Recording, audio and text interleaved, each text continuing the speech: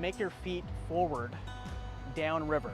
That's the biggest part, is getting your feet downriver. And if you have to flow, you go with the flow of the river. Look out ahead of you, look for any ways to escape, any access out, any tree branches hanging over. Yell for help and stay calm. That's the #1 thing, is stay calm. But the biggest part is understand that what's important is being safe.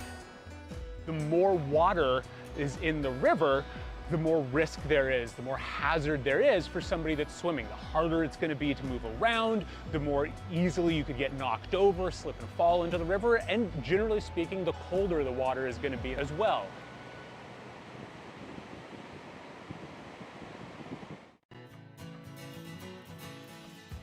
The parking lots here at the Yuba River are very limited. And obviously we don't have room for tons of people here often, so people have to park on the side of the highway. And the highway here is an active state highway. It's a vital artery to people in 3 different counties. When we have medical emergencies or any other kind of emergencies in this area, access is always key. And it's always very difficult to get in these areas with fire apparatuses and equipment. So to have that ability to maneuver and to park and to get to somebody in need quickly is very important. Financial cost for parking citations in the hundreds of dollars, especially for these areas. The county has enhanced some of the fines for specific parking zones in this area, so it is very expensive. And it goes basically on your vehicle registration. So if you don't end up paying that parking citation, it's going to end up haunting you later on when you pay your fees with DMV. So on the weekends, expect long lines, not a lot of parking, a lot of people, a lot of foot traffic on the roads. Be very cautious when you're driving down towards the river. And I think the biggest thing is just to be patient, to understand that it's going to take time to actually park safely, walk down to the river and enjoy. So patience is something you have to bring.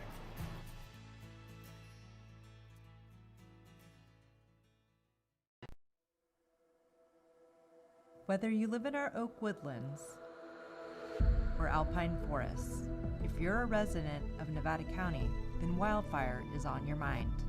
From community planning to defensible space and green waste collection.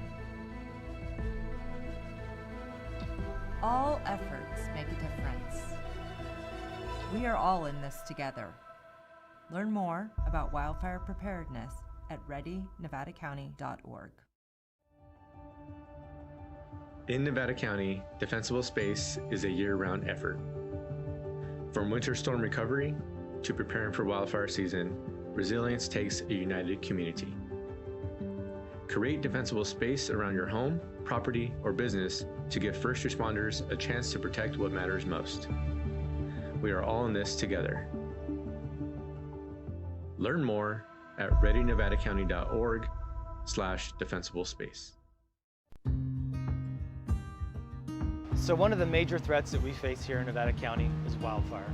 And so while you're down visiting the Yuba River, consider the fire threat. Know that on a red flag day especially, a fast-moving wildfire can get out of control. Even a poorly disposed of cigarette could create a fire that pushes all the way down the canyon and into Grass Valley, Nevada City. So this summer we're encouraging folks to just be safe when they're out there. Please don't have barbecues or campfires. Be careful when you're disposing of cigarettes and other products like that could start a fire.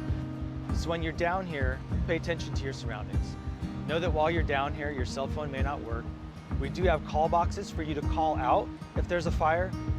Should a fire occur in the canyon, you need to be moving quickly away from it, and don't wait for us to fly over. Don't wait for engine companies. If you see it, get away from it, move up the canyon, move out of the way of it, because it's going to be congested at the trailhead trying to get out. So have a plan to get yourself and your family out safely, and know that evacuations may take longer on those hot summer days if there's a fire in the River King. Think about things like evacuation. How am I going to get out if a fire were to kick off? Because of the orientation of the fuels, weather, and topography, it's important that you do your part to prevent wildfires in the Yuba River King.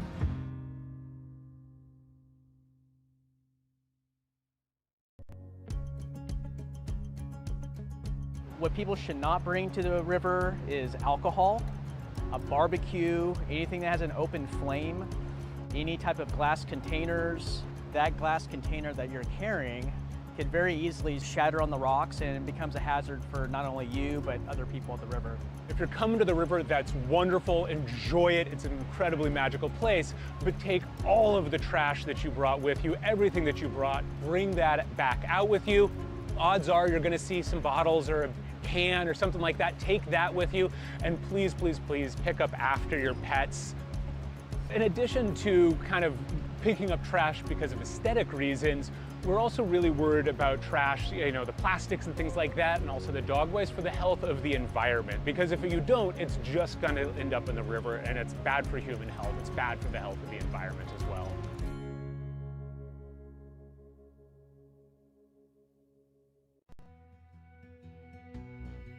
The river gives us a challenge. This year particularly with the Spalding Dam issues is that the water is now is unregulated coming.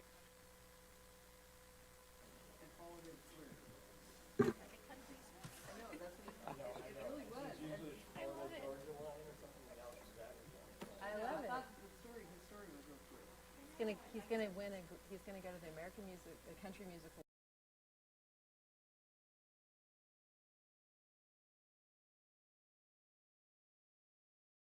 He read the song. All right. Good morning, everybody. Welcome to the May 19th Board of Supervisors meeting. If able, please stand and join me in the pledge.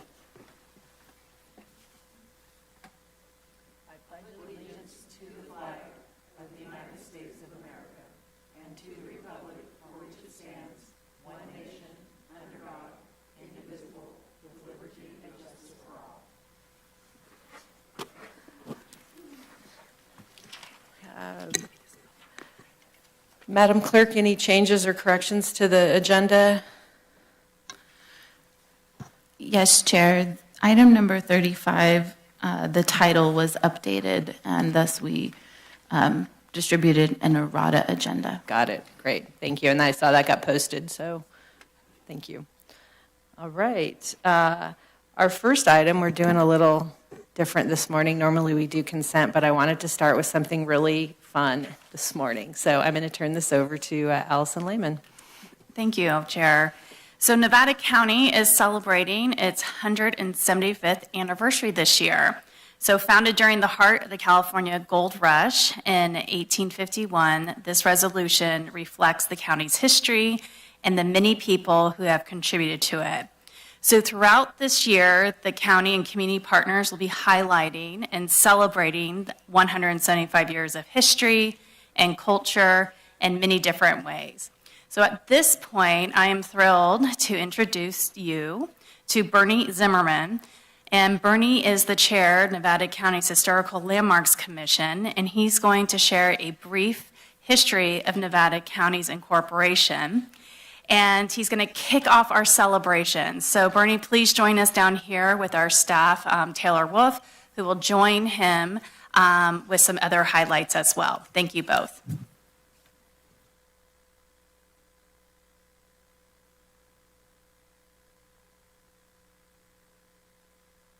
Morning, everyone. It's the first time I've been kicked off something. New experience.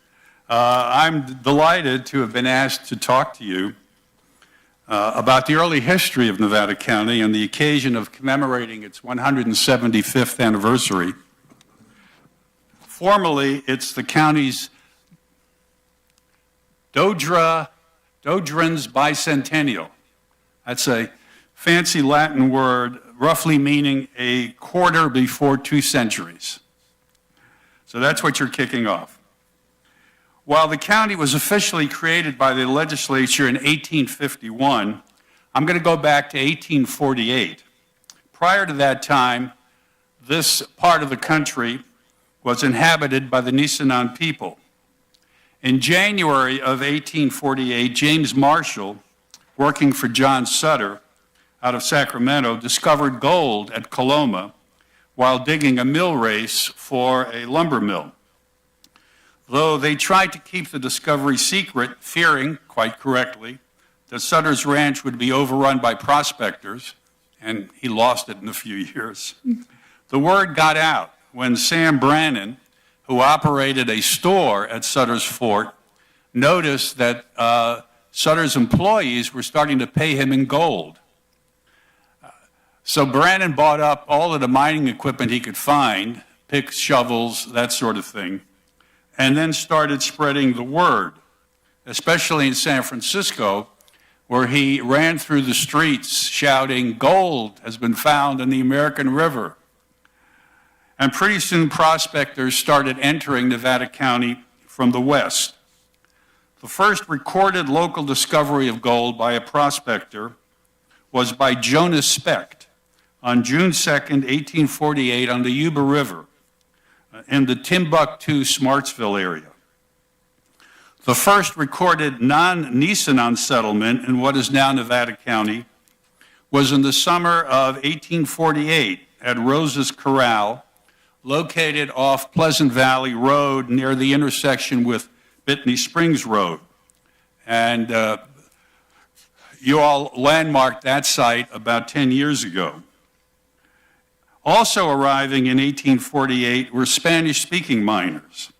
Thousands from Mexico, Peru, and Chile flooded California in 1848, since word of the gold discovery traveled more quickly south than it did east. These, I guess you could call the 48ers, but a term that never quite caught on. After President Polk confirmed the discovery of gold to Congress in December of 1848, the rush was on. In 1849, the population of this area swelled, with prospectors coming westward in wagon trains across the continent and coming eastward from San Diego after they had traveled by sea. Settlements were quickly established in this area at Doc Caldwell's Upper Store, also called Deer Creek Dry Diggins, which is about where Trinity Church on Nevada Street is located. And that soon became the city of Nevada. Another settlement down in Boston Ravine, and then Centerville, and that became Grass Valley. And then there were places like Rough and Ready, Indiana Boys Camp, which quickly changed its name to the town of Washington, and settlements that have ghosted, like Little York and Cherokee. Now, in 1850, California was admitted to the Union as the 31st state, ostensibly a free state as part of the Missouri Compromise. At admission, the state was divided into a number of large counties, one of which was Yuba County, and you've got an image of it right there. This is what Yuba County looked like in 1851, and as you can see, it included much of Nevada County. There is Nevada, which is how the city was known in those days. It included a large part of Placer County. There is Illinois Town, for example, which became Colfax in the 1860s after Schuyler Colfax, soon to be elected vice president, visited, and much of Sierra County. There's Downeyville up there. And of course, there's Marysville, and that was the county seat in those days. By then, thousands of people had moved into the area, and what became Nevada County was believed by many to be the most populous county in California. If it wasn't, it was neck and neck with San Francisco. Dissatisfied with having to travel to Marysville on government or court business, the citizens petitioned for their own county. Now, Nevada County was established in 1851, but the exact date is somewhat obscured in historical fog. On April 25, 1851, the legislature enacted a law which, I think I went one too far, which divided the state into smaller counties and described the boundaries of Nevada County, carving it out of Yuba County and extending it eastward to the state line with what was then the territory of Utah. Now, as you can see, this is the act passed April 25th, 1851, and the following shall be the boundaries and seats of justice of the several counties. So it set forth boundaries, and here they all are. I won't read them. And it set forth the county seat, Nevada City. But the legislature did not create a governing structure for the county on that date. So, to be blunt, if the legislature had done nothing more, we'd still be going to Marysville. But they did. And this is where it sort of gets tricky. A few weeks later, they passed another law. This is dated May 28, 1851, and it's an act to provide for the organization of the counties. And as you can see, it mandates an election for county officers in the counties of Nevada and some others, and sets forth all the officers you're going to have. Now, this is the law that creates some of the fog that I've talked about, because this date just doesn't work. And the reason it doesn't work is because the fourth Monday of May in 1851 was May 26th. So obviously you can't pass a law on May 28th, setting forth an election that's supposed to happen on May 26th, and then down here they appoint all these folks to act as the election commissioners, and they have to designate the precincts and all the rest of that stuff.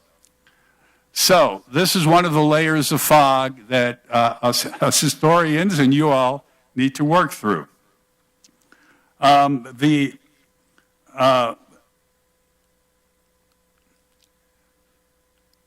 believe that the county was created on May 18th, 1851. This is the most authoritative source. It's Aaron Sargent. Sargent, as you know, was probably one of the Nevada County's most distinguished citizens, later becoming senator, United States senator, and eventually a minister to Germany. But at this time, in 1856, he was the district attorney of Nevada County, and he wrote what is the first history of the county. It was printed in Brown and Dallason's 1856 directory, and he said very clearly, the county of Nevada was organized by an act of the legislature approved May 18th, 1851. Before that time, it had been a part of Yuba County. But the growth of population and business and the distance of the courts for the trial of important criminal and civil business prompted the citizens of this part of Yuba County to move in the legislature for a separate county organization. The election of the first officers of the county took place on the fourth Monday of May, 1851. And as I said, that was May 26th. These are the folks who were chosen for the various positions. The vote of the county cast at that election was about 2,900. While most of the older sources and many of the newer ones credit the May 18th date, there are also a number of sources, mostly newer ones, that credit the April 25th date. So the suggestion I have made is that the board clear up some of this confusion by issuing a proclamation which declares that the county's boundaries were established on April 25th, 1851, but the county's government was established on May 18th. Now, the name Nevada, which means snow-covered, had been taken by the city of Nevada in 1850, and that's still the city's legal name, the name under which it was incorporated in 1851. And Nevada City, theoretically, is celebrating its Dodrins centennial this year as well, but they're not necessarily aware of it. That may be because they were actually unincorporated, reincorporated. I think they went through 4 incorporations for reasons I won't get into here.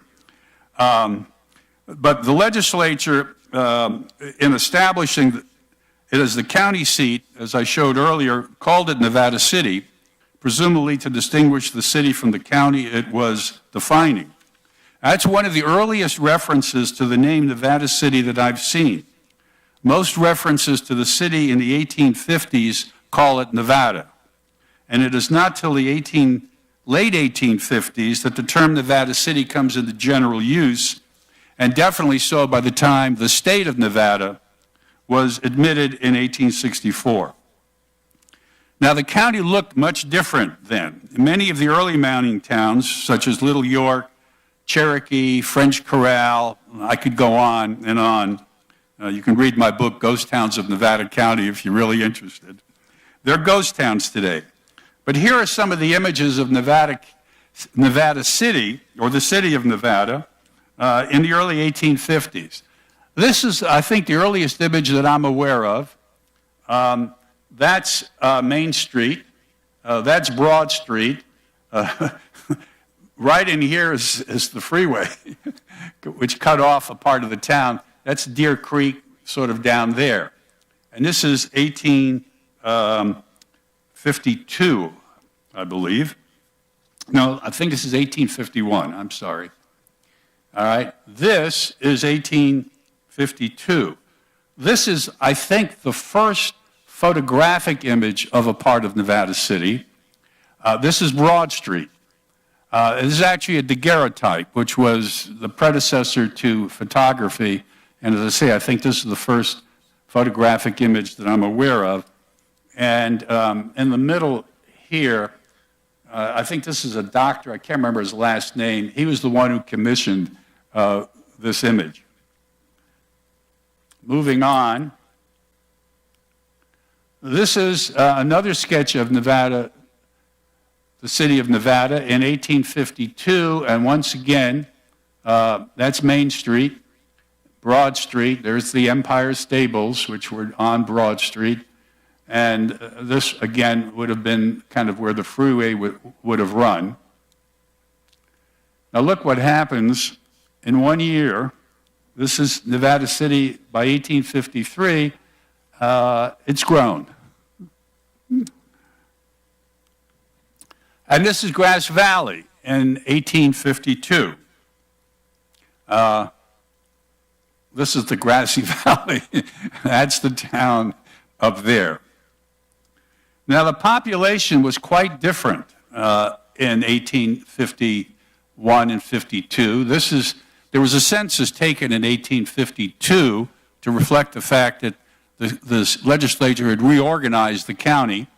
And this is an image from a contemporary newspaper of what the population in Nevada County looked like.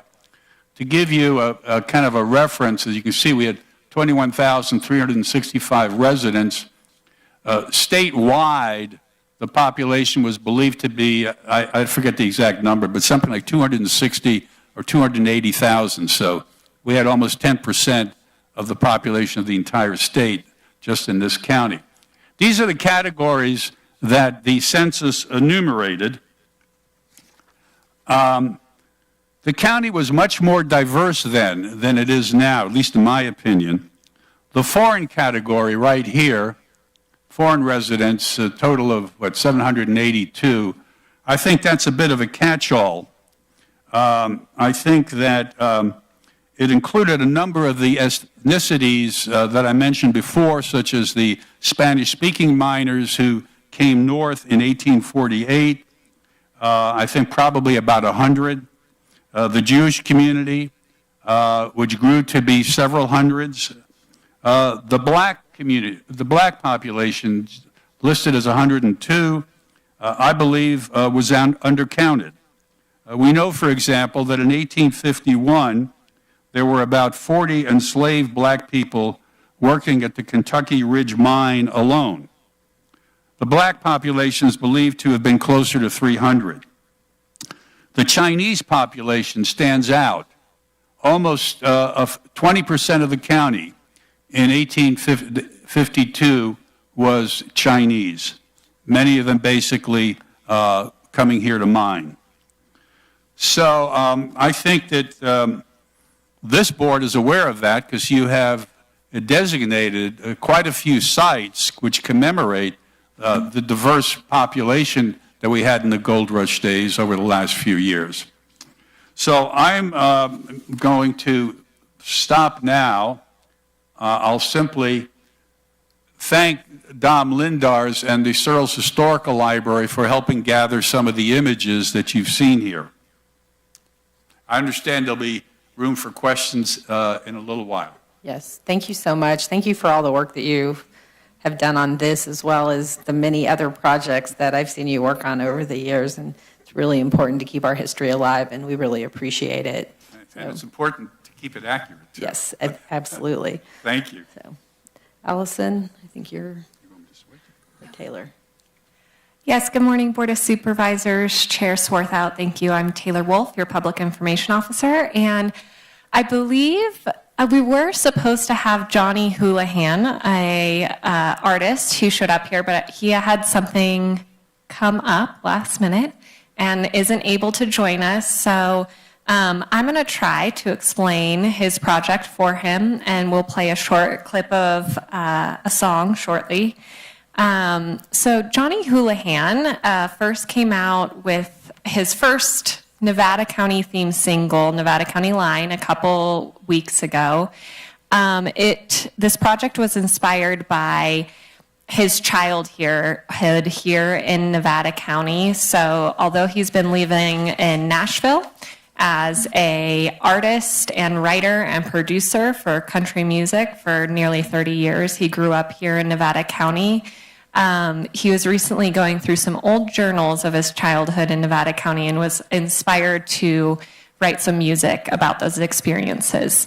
So thank you again to Bernie for walking us through the history of where we started, and we thought we'd play a portion of Johnny's first song, Nevada County Line, to celebrate some of the shared experiences that we have and love about Nevada County.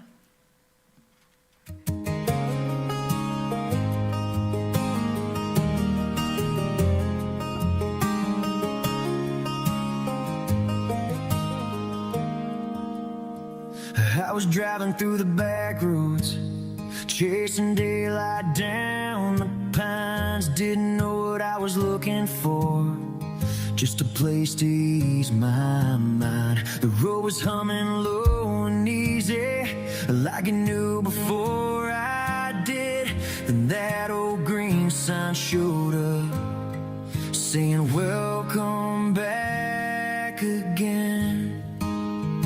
Nevada County Line, you feel like home the moment I cross over, like a long lost friend waiting on my shoulder, where the sky opens wide and the world slows down in time. Yeah, I find a peace I can call mine every time I hit that Nevada County line.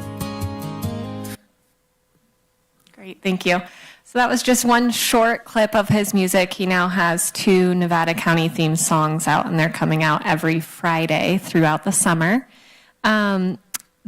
Again, I just want to thank the board for allowing us here today to kick off our 175th anniversary. I'm not going to try to attempt the name that Bernie told us earlier, but we're looking forward to celebrating it throughout 2026 with library programming, reading challenges, community exhibits, and highlighting our local history. So shortly after this meeting, we'll have a website launched, and we'll be adding activities to that throughout the year. Last but not least, thank you to Johnny Houlihan for letting us highlight his music today, and big thank you to Bernie Zimmerman, our Historical Landmarks Commission Chair, for his historical presentation on Nevada County.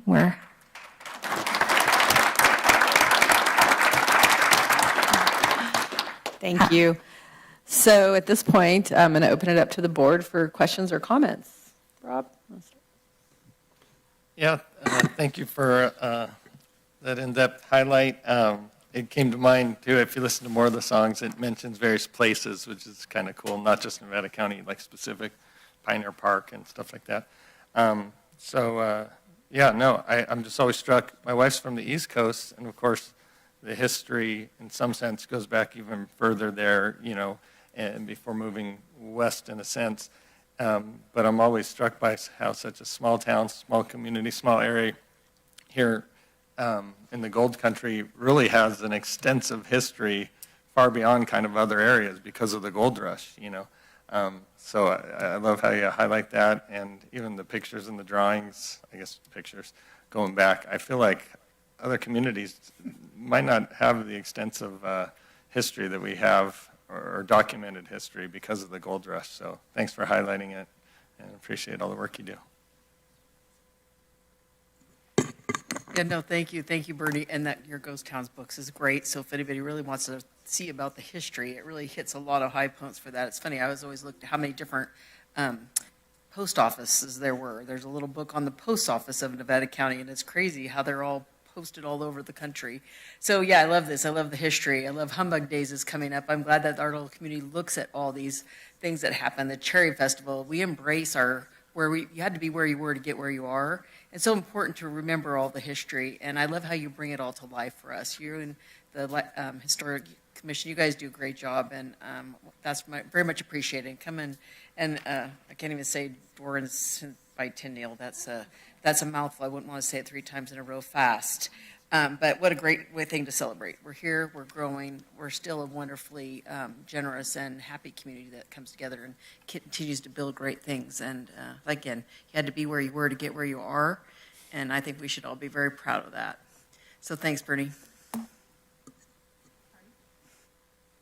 Yeah, thanks, Bernie. I appreciate it. You do a lot of work. And I always learn something when I spend time with you today, including that in that day. I just want to mention briefly, I always judge the date of the picture by how many trees are in the picture, right? And there's less trees as we go on, and then they kind of start coming back, which I think is neat. But one of the census-defined people, I think, was interesting. Some of that is troubling, I think, for some of us, but it also kind of defines that we were diverse then, and we're very diverse now. And I just wanted to honor that and make sure that I honored the people on that piece of paper, because our community's grown and changed, but those same people are still here today. And I just want to say that I appreciate them. And the difficulty that we've gone through as a community to honor diversity, I think, is something that we should talk about more when we talk about history. So thanks for bringing that up. Thanks for putting it up there. Yep, thank you so much. I have a map of Nevada City, and one of those old sketches in my home that always reminds me of how different it was and how that still reflects who we are today. So I think, the more that we're digging up, the more that we're finding, and the more that we're focusing on different things, the more we're going to understand this place that we come from or that we've chosen to make ours. So I'm really excited about continuing to learn more about this county as you, Bernie, and your friends and colleagues continue to dig in and find new information. I'm excited. That's a great song. There's lots of songs out there about this area, which they're all so beautiful. I'm not sure we need to be more famous. I mean, there's always that yin and yang with attracting more people here, but I really love learning about the history and continuing to build on that. Thank you so much for all your time helping us understand that. Yes, thank you. I feel this is truly a special place. Very rarely do I ever go anywhere outside of Nevada County and I meet people where I don't meet somebody who has a connection to Nevada County. I've been in Europe, I've been on the East Coast, I've been in South America, and somehow people say, oh, my grandfather, spent time in Grass Valley, or my best friend just moved to Nevada City. So this is really a special place. I got a little teary-eyed listening to that song because I know that feeling, having spent a lot of time over the years in the Bay Area, driving that Nevada County line, and I just had a huge sigh of relief that I was home, because this is such an incredible place. So thank you for keeping our history alive and for all the work that you do to make sure that we understand where we came from and I think the past also dictates the future of where we're going. So thank you. Thank you, and it's really enjoyable, which I think is why we do it.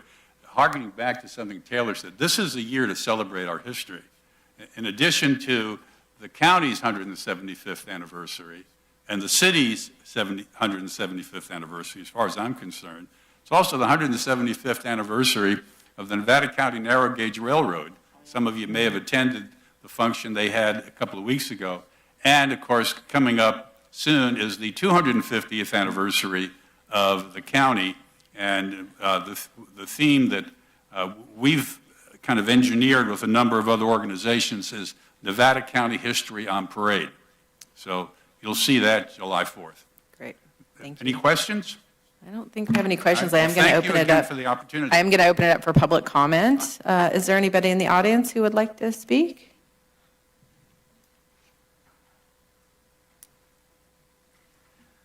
Lee French, Alta Sierra. Good morning. I was really impressed by what Bernie has shown us today.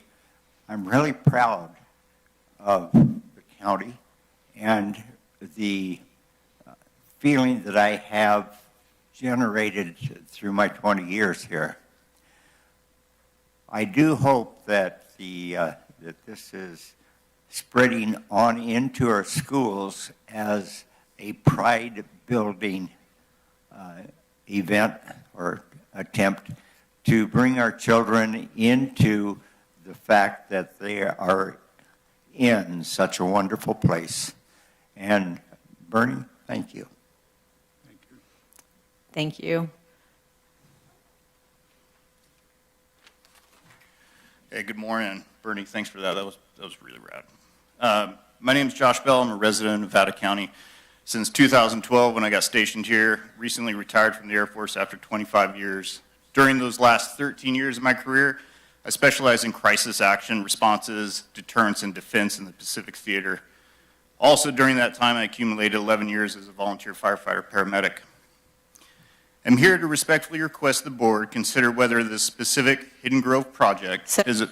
I'm sorry, this is public hearing just on this item. We will have public comment after we do our consent. So that would probably be more appropriate time for your comments. Thank you. Any phone calls? No callers, Chair. Okay. Then we'll close the public comment and bring it back to the board for a motion to adopt the resolution. So moved. Second. Roll call. District 1? Yes. District 5? Yes. District 2? Yes. District 4? Yes. District 3? Yes. Great, thank you. If you wouldn't mind indulging us in a picture and maybe anybody else from the Historical Commission? Yeah, Felicia?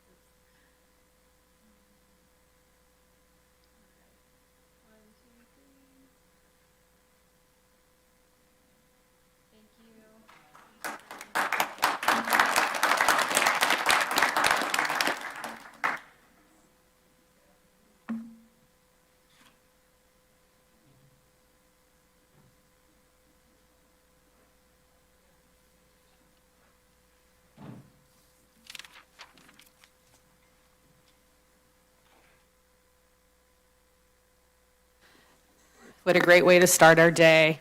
Thank you so much. And we look forward to the other activities that will be coming forward in the next few months. All right. Our next item is our consent calendar. These items are expected to be routine and non-controversial. The Board of Supervisors will act upon them at one time without discussion. Any board member may request that an item be removed from consent for discussion. Members of the public wishing to ask questions or hear discussion on the items listed under consent may now raise their concerns to the board. The supervisors will take these concerns under consideration and decide if there's adequate reason to remove item from consent.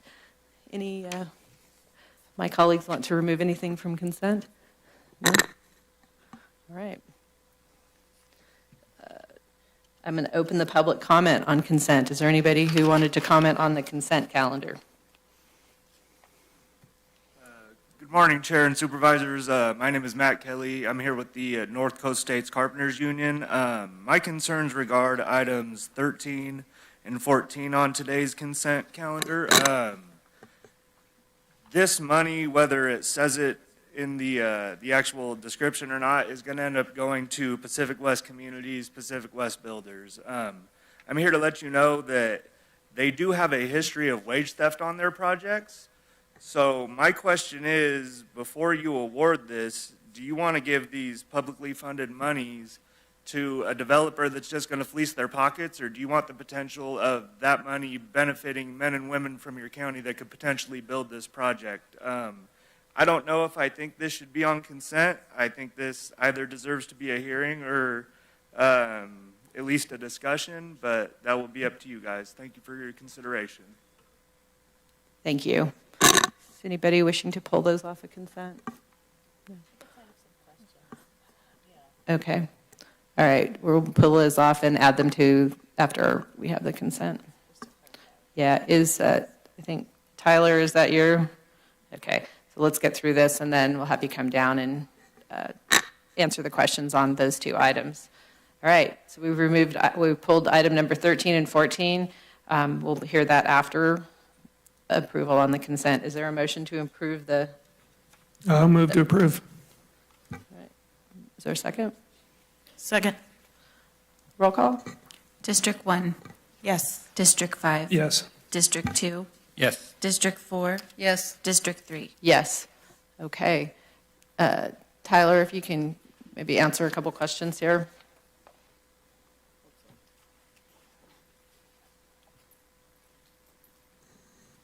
Good morning, Chair, members of the board. I told Gus Passeri he didn't have to come today, but maybe I should have had him come. So this is essentially, there's two items before you, 13 and 14, one of which is the the Western Nevada County Regional Housing Trust Fund dollars, approximately $2.3 million, which has been authorized and committed to the project for a number of years now through actions of the Board of Supervisors. And then the second item is a home HCD state grant, which is federal pass-through money going to the developer. They are required to do labor compliance and reporting, and but I don't know if there's any specific questions that the board has. Yeah, go ahead. Yeah, thank you. I just want to clarify. So it sounds to me like the first one, and I can't remember everything I read before about this specific project. The first one is not being dedicated to any specific developer. Number 13, the second one is? Madam Chair, Supervisor Hall, they're both being allocated to the Lone Oak 2 31-unit senior housing project, Phase 2 in Penn Valley. Mm-hmm. Both of those funds go through both the Pacific West Communities as well as, I think it's Better Business Partners, which is a regional housing authority, right, to construct the project. Right, but can I not to a step specific in? developer? I'm sorry. Or not? I think we're talking about totally different things here. Can I just get him to finish okay. answering my question? Thanks. That doesn't go to any specific developer at this time? It does. Okay. But that's not what we're voting on.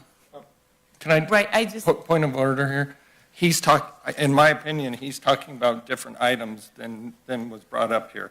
We're talking about Transportation Commission road rehabilitation funds. Is that what you're talking about? No. No, okay. No, this is about the housing. Correct. Right. So then I just want to confirm we have requirements, the county has requirements in terms of labor practices and wages that every developer must follow. Correct. And so what I'm hearing is that there's maybe a concern that they won't follow, these developers will not follow those requirements, and I want us to assure people that we do oversight and enforcement of those codes and Correct. requirements. The loan documents before you, the loan agreements have a significant amount of labor compliance requirements. I think what I heard was that they may not hire local contractors. And so I don't know that that's specific in those loan agreements. But I will note that the funds were committed to this project through the Board of Supervisors and I don't have that information right in front of me, but there was 2 resolutions that were done, and the funds for the Western Nevada County Regional Housing Trust Fund were done through an RFP, a competitive process where a developer submitted Pacific West Communities. They have several names. Okay. So I appreciate, sir, that you raised the issue. I appreciate your clarification. I'm comfortable moving forward with this, but I'd be happy to have a further conversation about what else this might mean. Thank you. Thanks. So it's my understanding that we are committing this money to the Regional Housing Trust Fund. We are not committing to, we, the County Board of Supervisors, does not hire the contractors for these projects. It goes through the Regional Housing Board. Is that correct? That's correct. The board previously committed these funds to Pacific West Communities to build the Lone Oak 2 Phase 2 project, which is managed by Pacific Communities and the Regional Housing Authority. So this loan goes directly to that entity, and it's pass-through dollars. It's previously committed. Okay, got it. Any other comments or questions? If not, go ahead. I appreciate bringing this up. I think in the past we've had a couple items come before the board, one of them Coldstream Commons and the other one the Artist Lofts, previous discussions about what control the board has over funds dedicated to mutual kind of jurisdictional projects. And I'm glad you brought it up because I think asking those questions is the right thing to do. And one of the pieces that we've noted in the past was the management authority and how the management authority affects the outcome of the project. Specifically, we were talking about the Artist Lofts. I think we did Coldstream Commons and asked that the developer apply the proper amount of oversight to the project. So I do think, I'm glad that we asked the question, and just as one board member, I'd request that things of this nature, because of the significance of housing right now in Nevada County, be a staff presentation, however brief that may be, and not necessarily wrapped up or compressed into the consent calendar. It would just be my opinion. Yeah, that's great feedback. I appreciate that. As the chair, we determine what is going to go on consent, and so noted in the future. Okay. If there's no other discussion, I would entertain a motion for approval. So moved. Is there a second? A second. Roll call. District 1. Yes. District 5. Yes. District 2. Yes. District 4. Yes. District 3. Yes, sorry. All right. Yeah, I think he's right. Yeah. Okay, our next item is public comment. If members of the public are wishing to call in, please do so now. Members of the public shall be allowed to address the Board of Supervisors on items that are not appearing on today's agenda, but are of public interest within the subject matter jurisdiction of the board. Speakers are encouraged but not required to give their name and district of residence, and please direct your comments to the Board of Supervisors. Each speaker will be given 3 minutes, so please keep your comments clear and concise. At this time, I'm opening public comment, general public comment. Chair, before we start public comment, because we pulled 2 items, I will need a second vote for item number 14. Oh, I'm sorry, I put them both together. Okay. So we have 13. Do I have a motion on item number 14? So moved. Second. Roll call. District 1. Yes. District 5. Yes. District 2. Yes. District 4. Yes. District 3. Yes. Thank you. Thank you for keeping us on track. Appreciate it. All right. Public comment. Now is your opportunity. Come on down.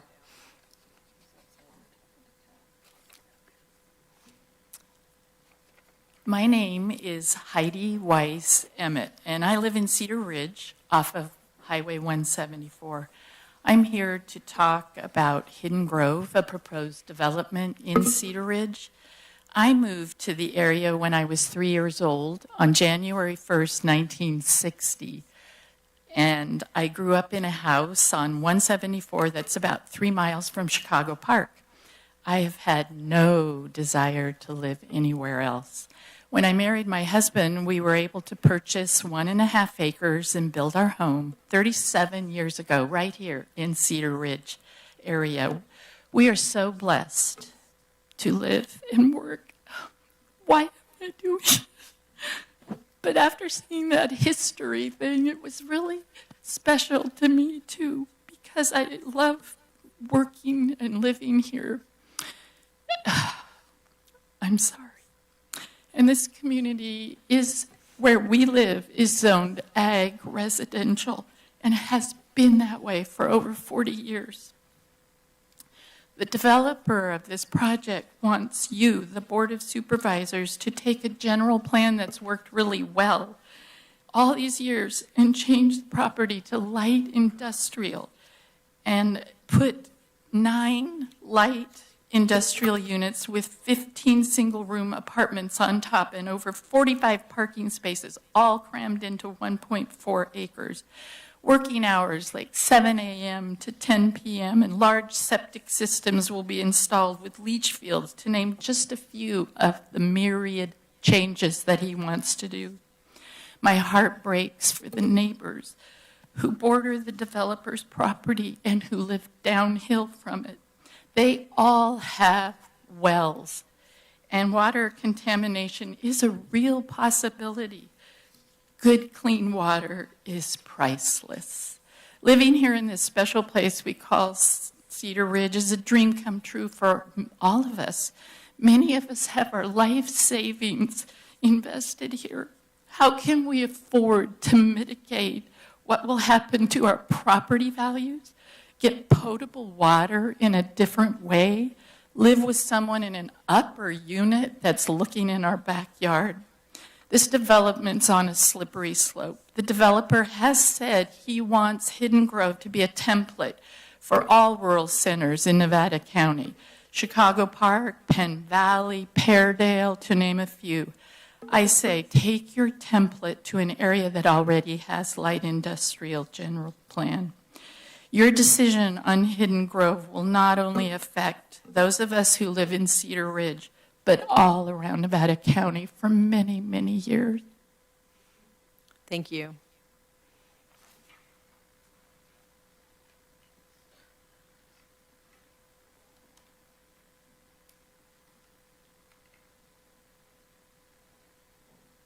Good morning. I'm Shara Bambury. I live in Highlands Court near the hospital. And I'm here this morning just to support the Mental Health and Substance Use Advisory Board presentation. I just want to say I've been on the board now for 7 years, and I keep re-upping because I love it so much. It's done wonderful works. And so you'll be hearing from Carrie, who has taken our previous director's role on as an interim director, and our new board president. And I hope that you can support their presentation and all of the good that's come this past year. Thank you. Thank you. Is there other public comment?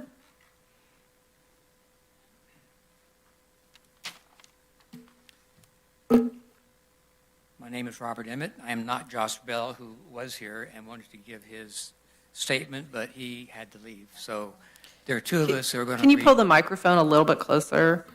There are two of us who are going to be reading his statement. Of importance is the fact that he accumulated 11 years as a volunteer firefighter and paramedic. He says here that he respectfully requests the board to consider whether this specific project is appropriately located and whether it can be served safely under real-world emergency conditions. The Hidden Grove project requires multiple exceptions to existing county standards, including reducing Hobart Lane from the county's 50-foot roadway standard down to 30 feet. That reduction is not just a technical detail. It directly impacts evacuation and emergency response in a high fire hazard area.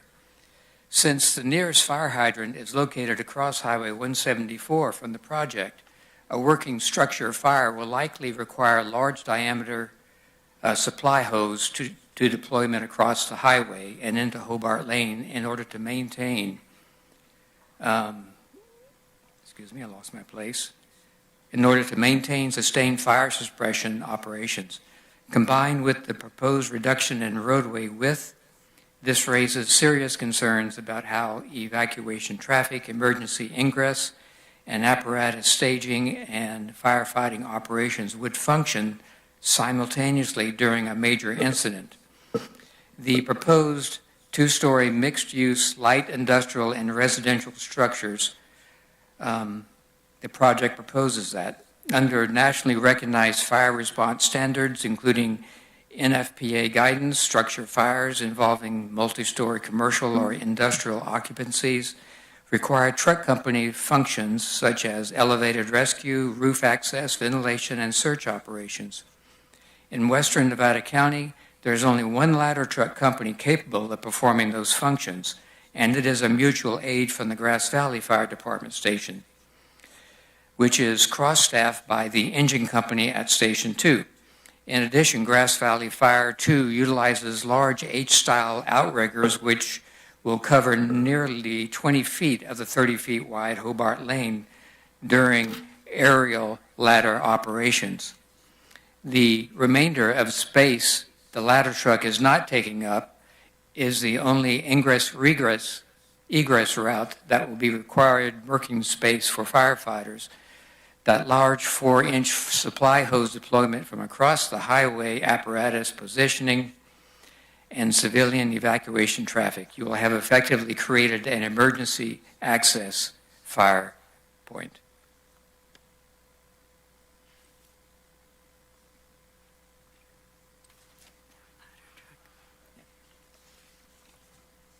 I'm Dolly Lewis, and I'm continuing this speech. The ladder truck is not first due to Cedar Ridge. Estimated response times to Hobart Lane are 10 to 20 minutes under ideal emergency conditions, which exceeds NFPA response benchmarks for assembling an effective response force and arrives well after the critical early fire growth period. The first several minutes of a structure fire are the most important for life safety and containment. Delayed truck company operations increase risk to both occupants, firefighters, and our community. At the same time, the local fire district is already operating with limited staffing and heavy reliance on mutual aid.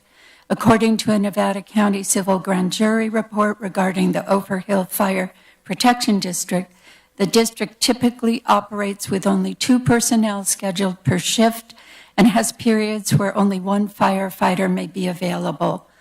The report also noted that the district can generally deploy only 1 apparatus at a time and relies heavily on mutual aid for structure fires.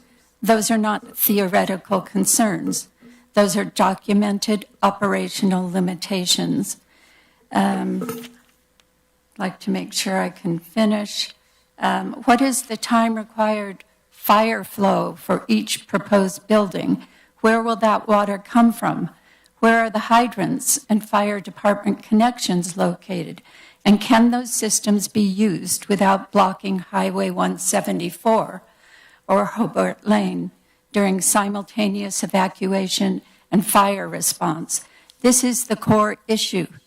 The project creates a direct conflict between safe and effective evacuation, firefighting operations, apparatus staging, and roadway capacity.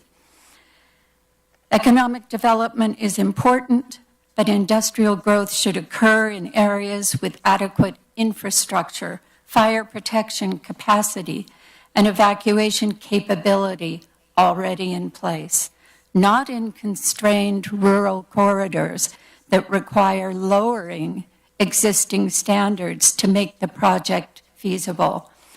I respectfully ask the board to place public safety, evacuation integrity, and long-term planning ahead of speculative economic claims and deny this proposal.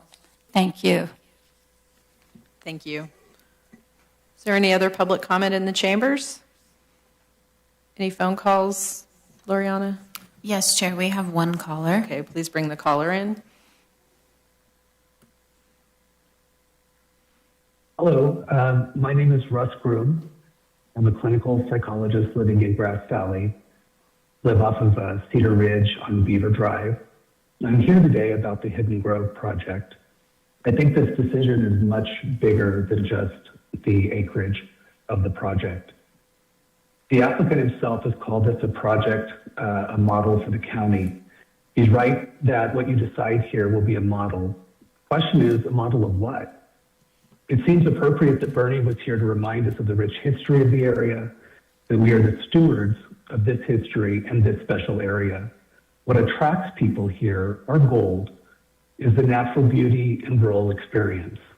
Cedar Ridge, Chicago Park, Peardale, Alta Vista, these are not just place names. They're back roads people drive home on, the canopy of pines that closes over Mount Olive Road, the quiet between the rows of pear orchards along Lower Colfax, the slow tempo of a community that took generations to build. This can all be undone easily by votes. I'm not here today to argue against growth. I'm here to argue that the bar of oversight for a decision of this magnitude has been set far too low. The county's own filing identifies 10 categories of potentially significant environmental impact. Yet the project moves forward under mitigated negative declaration, not the full environmental impact report that California law requires when substantial evidence supports a fair argument of significant impact. I think we've heard fair arguments. When asked about industrial waste in the cluster septic system, the environmental health director deferred the answer to future design consultant, not a performance standard, a verbal assurance. The project asks you to narrow the only egress road in a wild urban interface community while adding 24 units of trip generation.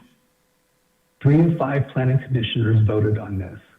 1 dissented on the industrial portions, saying that he had trouble seeing that it fits into the rural character of that sense of community, which I agree wholeheartedly with. But only 3 of the 5 planning commissioners were there. Is that the standard that we want for this kind of model moving forward? Supervisors, you hold an office of stewardship. Cedar Ridge, Peardale, all these surrounding areas, these are places we're entrusted to our care. What we protect today is what our grandchildren inherit. Once the character is gone, we don't get it back. And the community is just now waking up to this project. I feel like we're on our back heels a little bit. Over 30 people spoke at the Planning Commission hearing. Letters are appearing in the union. The opposition is growing, and more voices are coming. Thank you. Is there any other public comment in the chambers? Okay, seeing none, we will close the public comment and move on. Our next item is a resolution proclaiming May 17th through May 23rd as National Public Works Week. And I think Pat is coming to, yeah.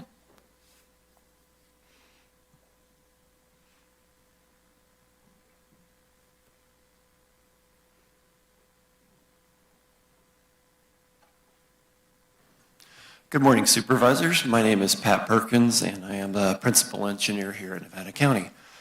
Today's presentation is to talk about Public Works Week, which starts off on May 17th and goes through May 23rd.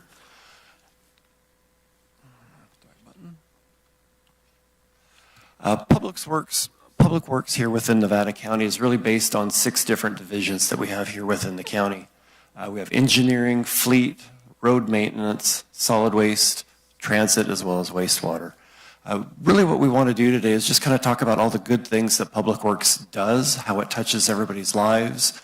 Public Works really affects almost everybody every day, from things as simple as getting to and from work, to bridges, to our transit, helping folks get from one end of the county to the next, snow removal, the wastewater, solid waste, being able to pick up the garbage. In one way or another, Public Works really touches everybody's life throughout the county. Public Works at Nevada County, staffing-wise, we're just over 100 people. We've got about 82 permanent employees as well as 20 temporary employees. The breakdown that you have in front of you today, engineering is running with 6 people, fleet at 8, roads maintenance, solid waste, et cetera, working our way down.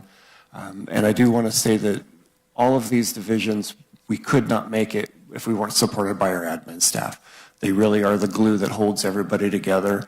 We have so many different diverse things, as I mentioned, from wastewater to roads to solid waste, and they get so many different calls, so many different pushes.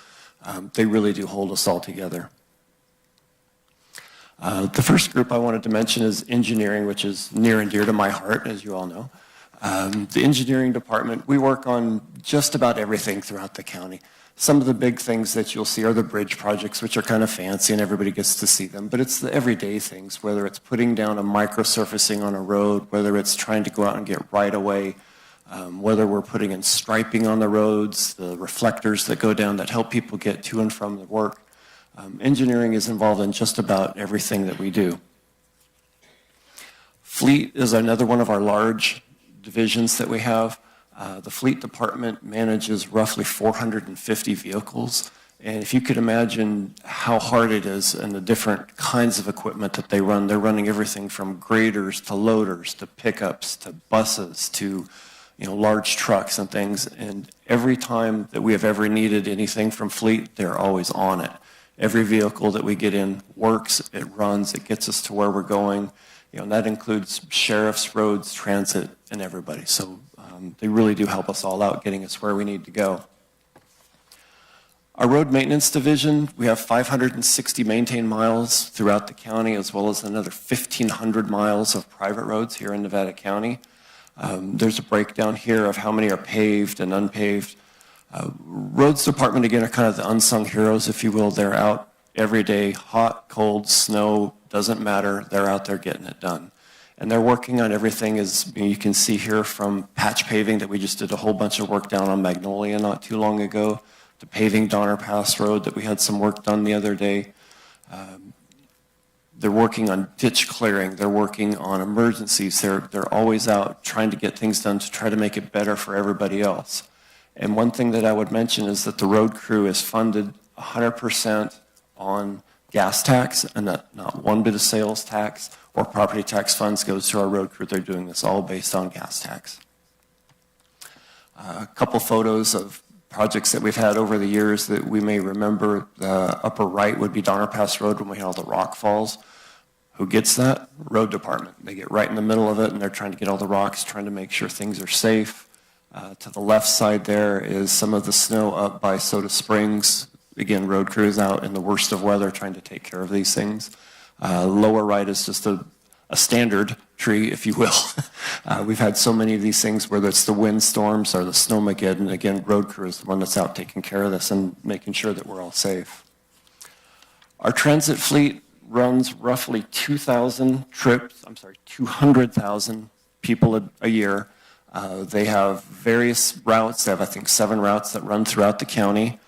And they are not only taking people from North San Juan, bringing them to town, they're out to Penn Valley, they're all throughout the county. Our transit fleet really is working a lot with the new electric buses and the new bus charging station, for instance, that we've got down at Tinloy, really trying to help people out and get them where they need to go.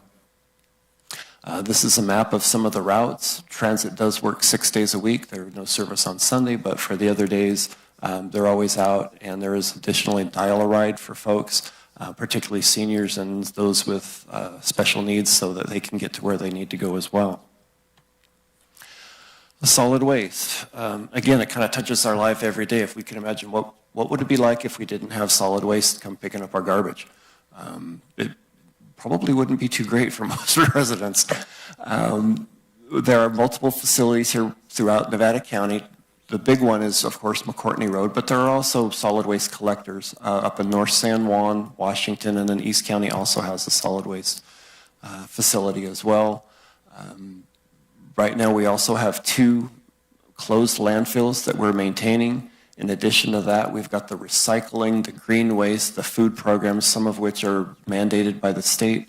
But all in all, we're doing our best to decrease the amount of waste that's going into the landfills and that's getting off-hauled, which is why you see a lot of these separations for the recycling and yard waste and things like that.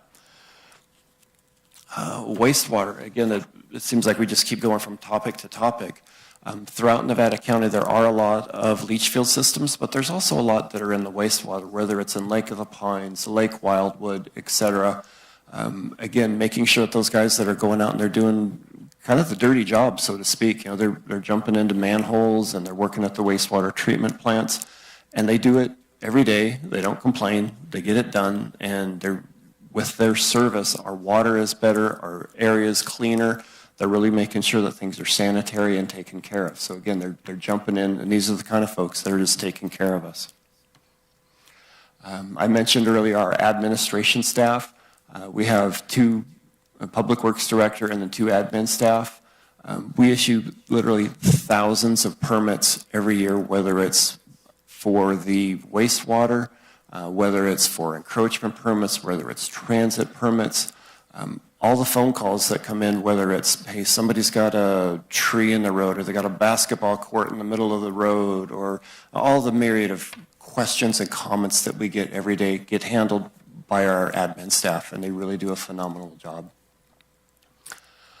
Last of all, I just want to reach out and say thank you to everybody within Public Works, all the various divisions. Everybody's out there doing it and getting it done, and this is Public Works Week, and I'd be happy to answer any questions that you may have. Thank you. Great presentation. Don't realize how much we appreciate the work that you guys do until it doesn't happen. We take it for granted, but you guys are amazing. Questions or comments? We'll start, Hardy. Any comments? Thanks, thanks, Patrick. Yeah, I was just curious. There's a couple pictures back under, I think, solid waste. Yeah, that one. What's the lower left picture? That is some of the composting material. No, not the other. Oh, is that e-waste? Yeah, sorry. Like collection? Yes, we do? it is. Oh, okay, cool. Yeah, no, thank you for the presentation. I'm familiar with everything you put in here, but I never really know the kind of breadth and depth of when you roll it all together, there's a lot of stuff.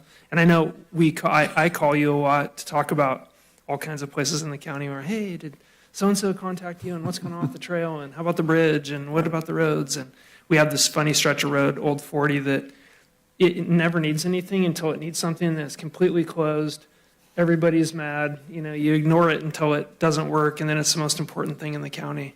But I just appreciate your responsiveness, not only to me, but to all the constituents that we call you and bug you. And so thank you to you and your staff. Thank you. Heidi? Yeah, huge thank you to you and your staff. You guys do so much work, and you do such a good job. I think we stand out in the quality of the work that our staff provides and all of these services. I know you all take pride in doing it well. I know you're incredibly responsive to my requests. I hear it out in the community as well. I know you also, somewhat like us, a lot of you folks, you get calls when people are unhappy. You get calls when people have problems, or when they need something fixed, or when they need something done. So you don't often know that people appreciate what good work you do. But I am a huge fan of public service, and this kind of work is some of the hardest.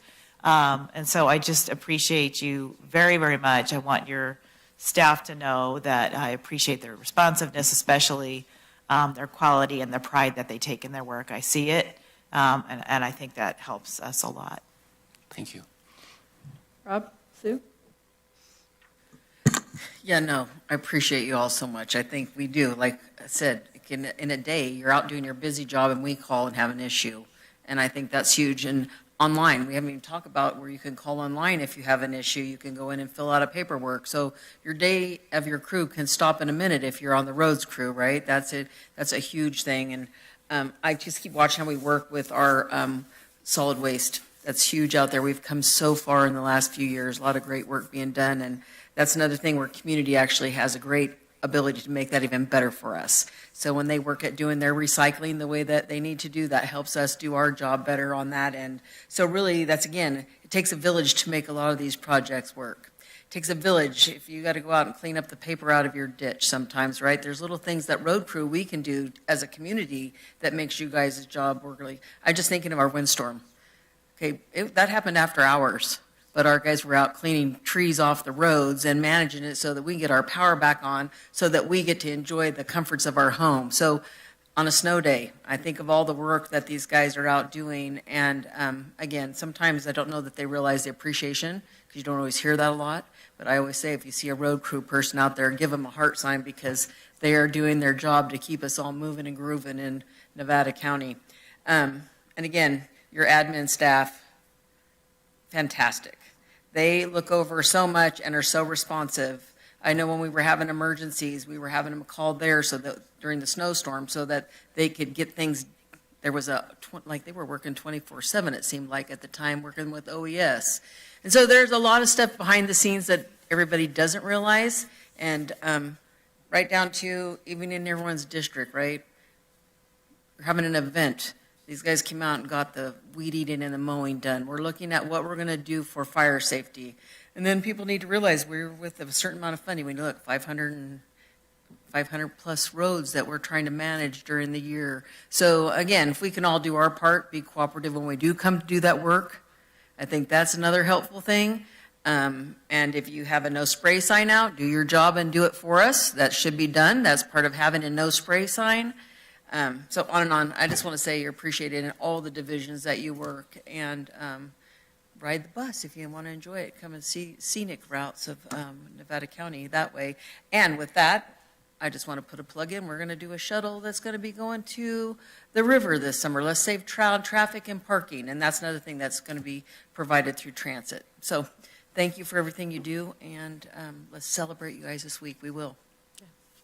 Yes, I agree. Everything with all what my colleagues have said. Thank you so much.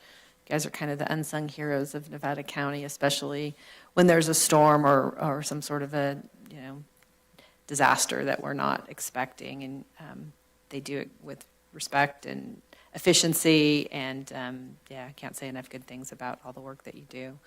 At this time, I would open the public comment on this item. Is there any public comment? Any phone calls? No callers. Okay. Not seeing any comments in the chambers. I will close the public comment and bring it back for a motion to adopt the resolution proclaiming May 17th through 23rd as National Public Works Week. So moved. Second. All right. Roll call? District 1. Yes. District 5. Yes.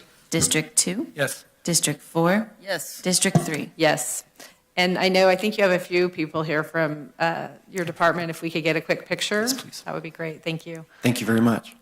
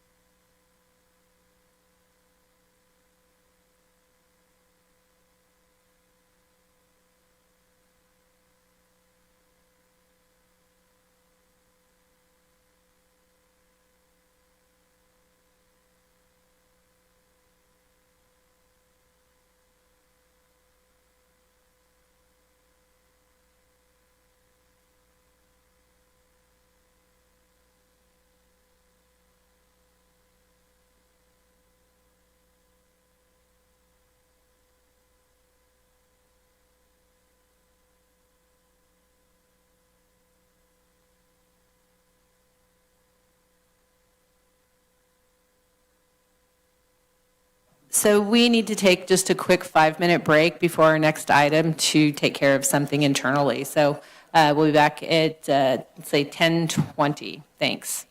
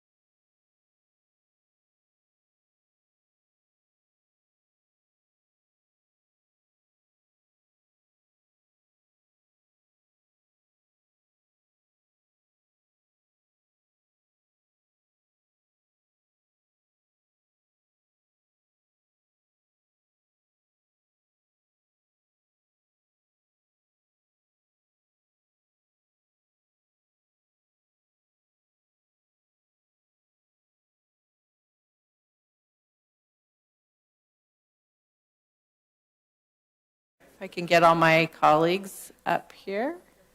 Sue.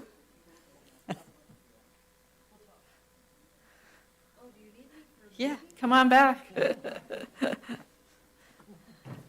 All right, our next item, item 41, actually 41A and B, is the presentation of the activities of the Mental Health and Substance Use Disorder Advisory Board, and then a resolution proclaiming Mental Health Awareness Month in Nevada County. So good morning. Good morning. Thank you for having us here, Chair Swarthout and members of the board. And we are excited to do our Mental Health and Substance Use Advisory Board presentation. With me, I have our board president, Marie Kittle, and she'll take it from here. Thank you so much for the invitation to share what the mental health and substance use. Can you pull the microphone just a little bit closer? Yep. Thanks. The MHSU Advisory Board has been doing the past year. My name is Marie Kittle. I am the president of the advisory board and a proud member of the board too. Today we are here to do our annual mental health and substance use disorder presentation. The Mental Health Board presents community input and feedback, brings forward ideas and needs. A local psychiatric hospital is an example of a need we identified and which is now turning into a reality as Deer Creek Behavioral Health Center.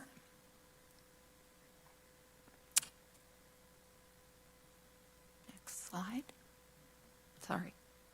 Membership of the board.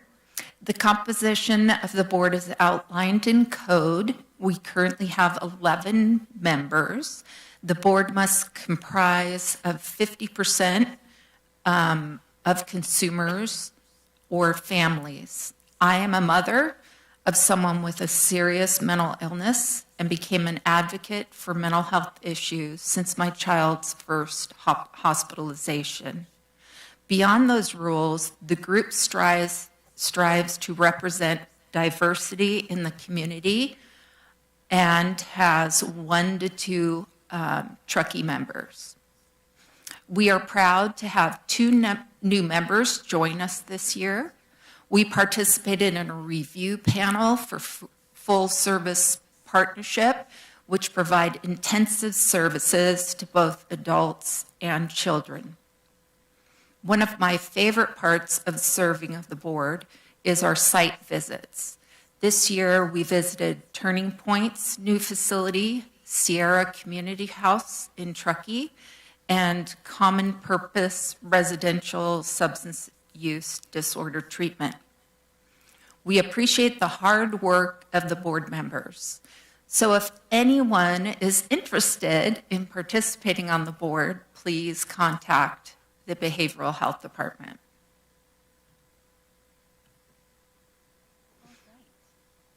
Oh, yeah, go ahead.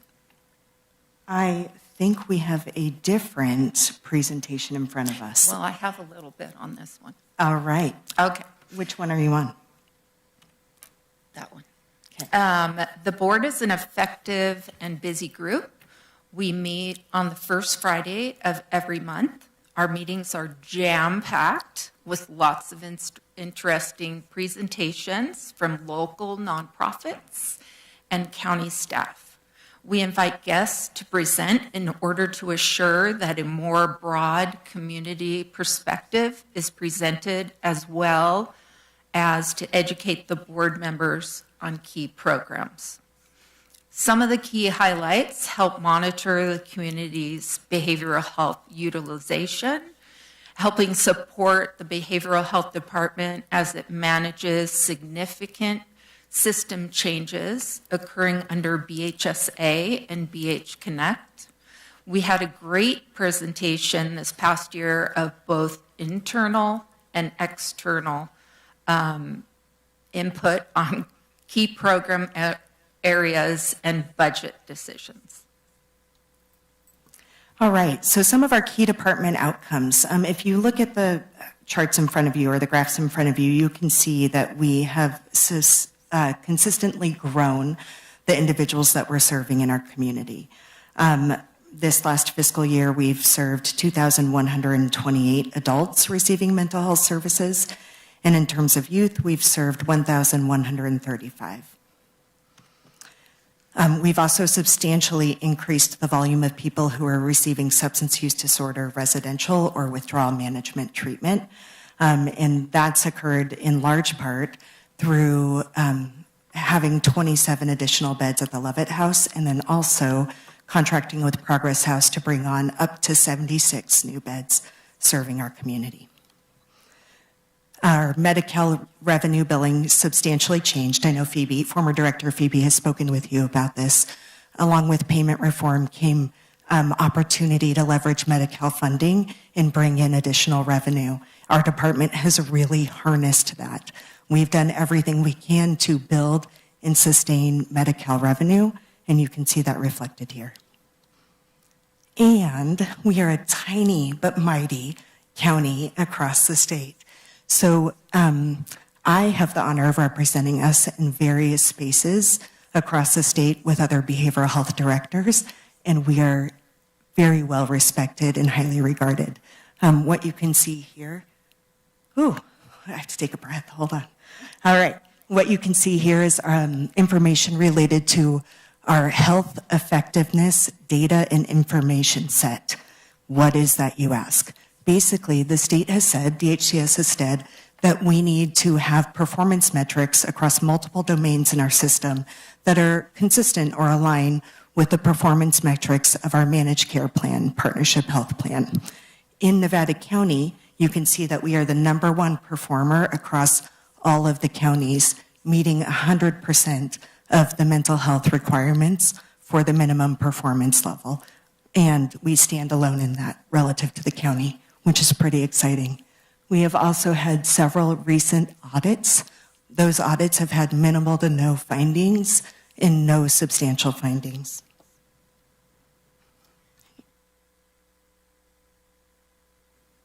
We are so proud of the accomplishment of our behavioral health and substance abuse staff, which secured a $23 million grant to build a specialized inpatient mental health facility that provides secure 24-hour care. The building will consist of a PHF, also known as a PUF, psychiatric health facility, is a specialized inpatient mental health facility that provides 24-hour care, psychiatric evaluation, and intensive treatment for individuals experiencing severe mental health crisis. The facility will also house the MHRC, which is the Mental Health Rehabilitation Center, a 24-hour residential facility designed to help adults with serious mental illness, teaching independent living skills, providing therapy, trauma-informed care, as well as peer counseling and self-advocacy skills. The facility will provide 8 PUF beds and 8 MHRC beds.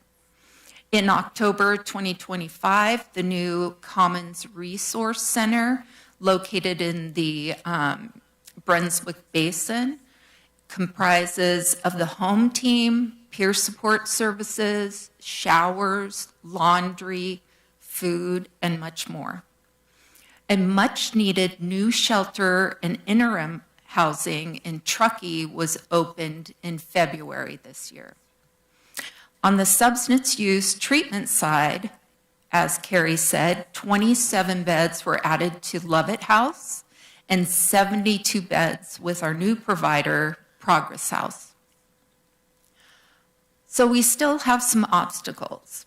We have accomplished many things, and a few of our obstacles are transitioning the behavioral health leadership due to Phoebe Bell leaving her position as director, impacts of HR 1 as cuts to behavioral health systems of care, the continued therapist shortage, and mobile crisis funds. Care Court, Proposition 36, LPS, and housing program reporting. And May is Mental Health Awareness Month, which addresses the stigma of mental health conditions. 1 in 6 adults are impacted by mental health challenges. 1 in 24 adults have a serious mental illness, which also have a 25-year shorter life expectancy, which is hard for a mom to hear.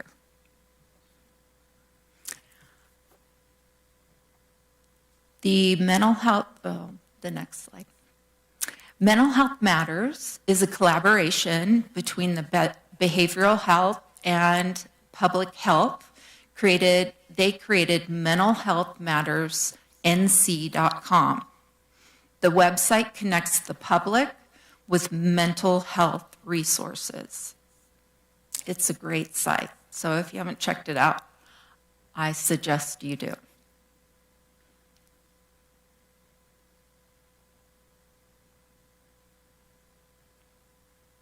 Our mobile crisis services. Our county is fortunate enough to have a 24-hour, 7 days a week mobile crisis team providing care for behavioral health crises with specially trained staff. Our crisis stabilization unit, which my family member has used, is a 4-bed facility which gives a 23-hour stay to an individual to stabilize and also facilitate a psychiatric hospital stay. Today, we'd like to ask you for a resolution proclaiming May as Mental Health Awareness Month. We so appreciate our mental health partners and want to remind everyone to reach out for help when experiencing struggles with mental health. So we're open for questions. Great, thank you for the presentation and for all the work that you do. Questions? Sue? Great presentation. It's I'm always impressed with the work that we're doing. Very excited for breaking ground next door. I think those are going to be so much better experiences for folks to be here where they can be and live in their own community and find ways to become healthy. I think there's lots of work being done. I think you guys are doing an amazing job transitioning. Phoebe set a good bar for you all to work from, and I think it shows with the level of expertise through the state of California. And I know you guys are going to continue to do that. And for you, I just want to come back to the board. That's a volunteer board that spends time, that really does the research, that puts the feelers out into the community, and that is so appreciated. Commissions are a big part of how we get the messaging for us about what's happening in our community. And so I hope you realize what a value that is, that you donate that time and spend that time doing the work that you did to help create this. Thanks for coming and help presenting. Corey's doing a great job. We appreciate you. There's a lot of work. I did have one little question. Where's Progress House? That is a great question. It is not in our county. So Progress House, I believe, is seated in El Dorado County, and then they have a few different satellite sites. We started with them temporarily to see if this might work. It actually worked really well for a certain group of our residents who needed that level of support, and so we recently expanded that. No, that's fantastic. I mean, that's the challenge, right? Finding the beds and that solid place to be in that time of real I guess, emergency, really, that's where it was. And where you really feel that moment, okay, I'm ready to get some help. You need to have a place to go so that's not a month down the road. And I appreciate that kind of partnership because in small counties, we can't do it all. So that's a great partnership. I'm glad to hear that.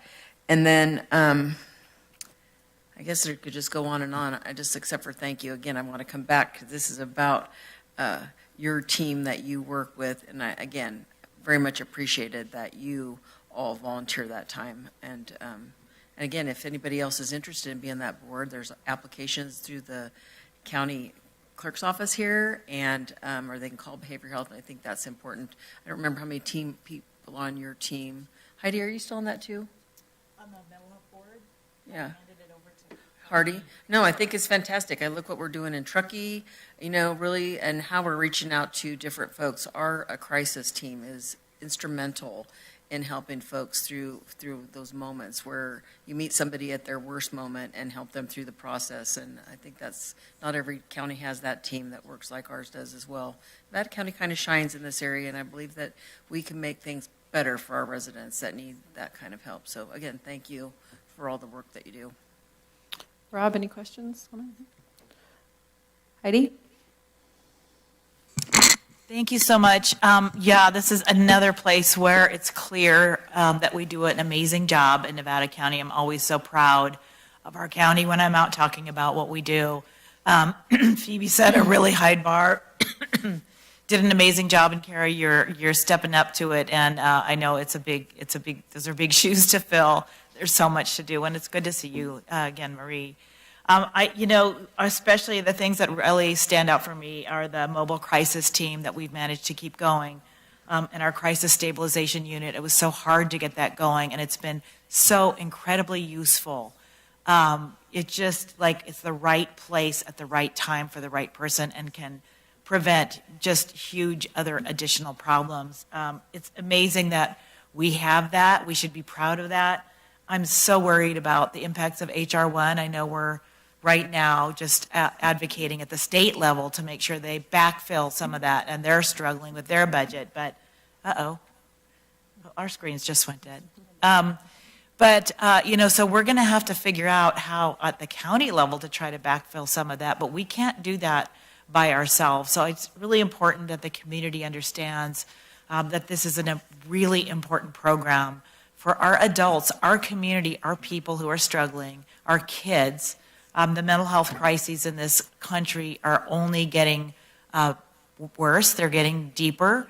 There's so much work we have to do. There's so much more we understand.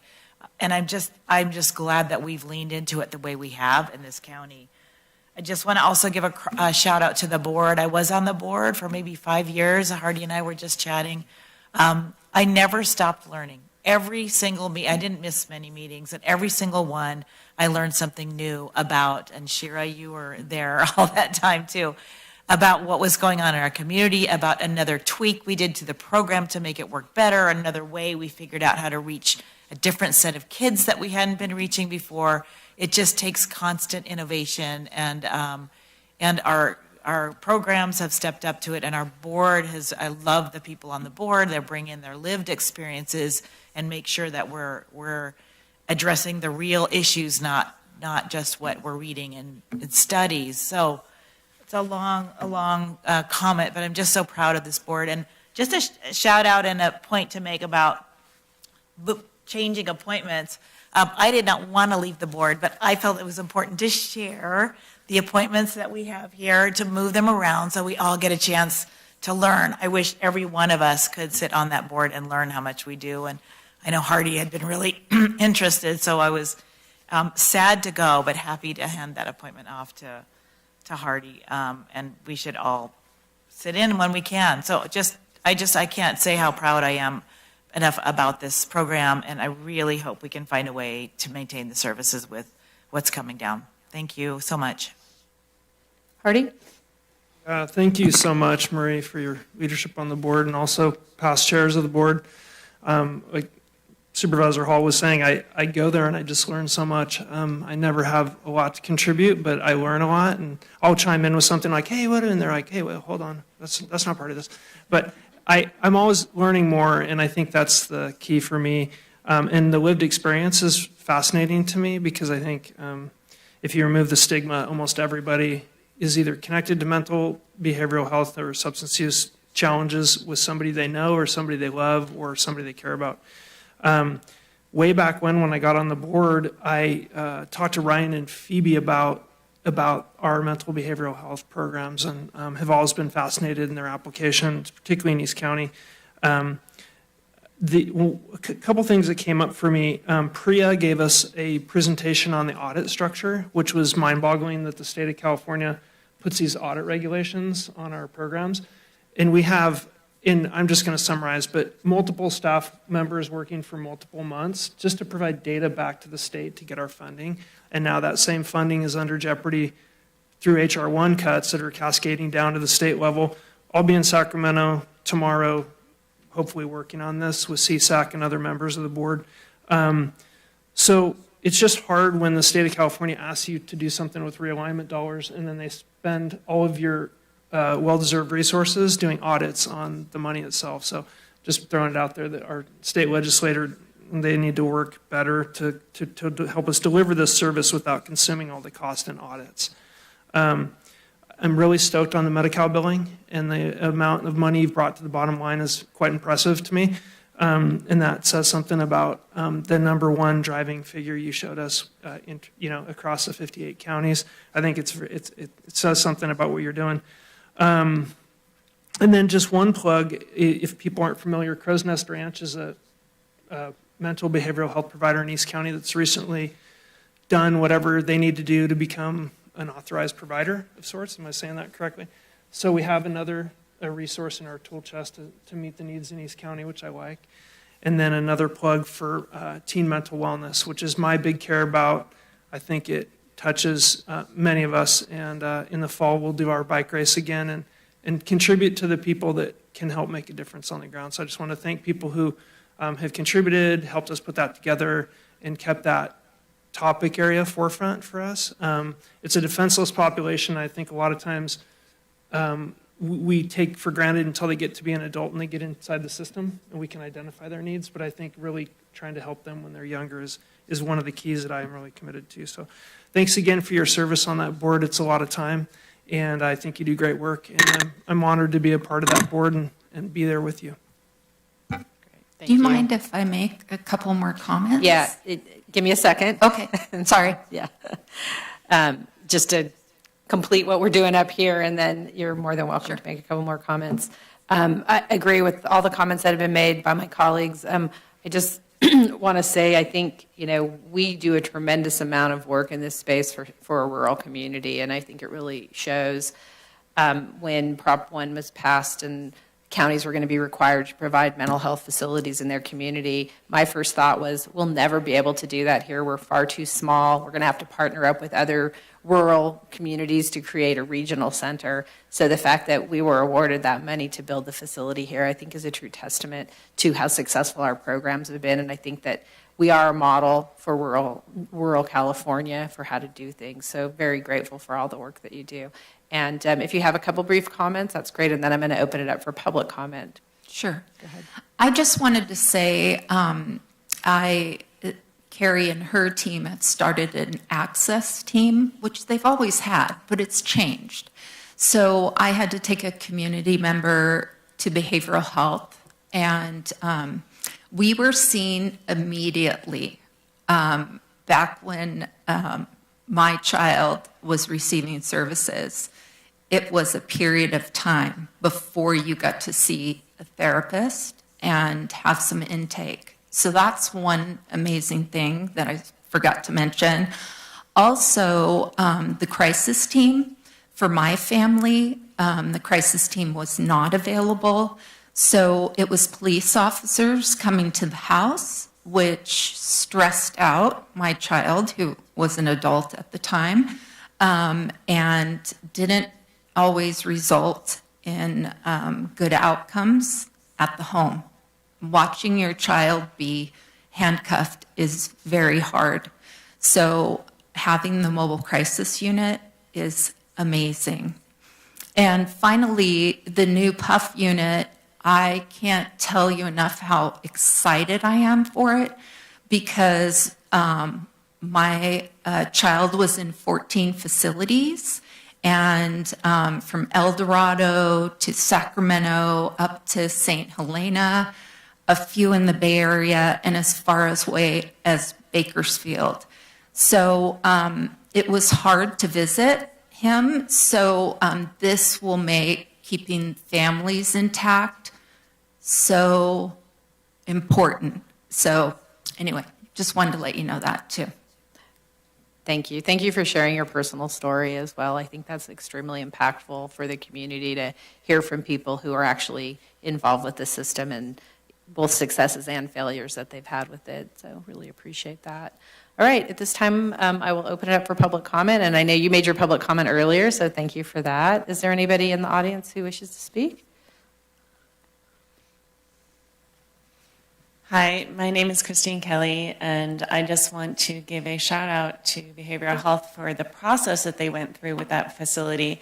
We're neighbors on Wet Hill Road, and thank you so much to Ariel Lovett and Phoebe Bell, who went door to door in our community talking about what was going to happen, making sure that everybody was behind that, and I don't think you received a whole lot of plaque about it. I think people were generally really excited, but also I just want to say that's the type of proactive energy that really elevates the department to this level. So thank you all for doing that.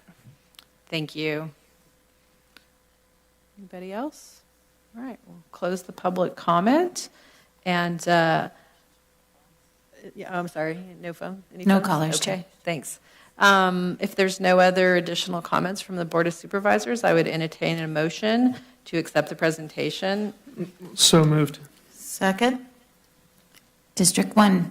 Yes. District 5. Yes. District 2. Yes. District 4. Yes. District 3. Yes. And then I also need a motion proclaiming the resolution for May 2026 as Mental Health Awareness Month. So moved. Second. District 1. Yes. District 5. Yes. District 2. Yes. District 4. Yes. District 3. Yes. All right, motion carries. Thank you.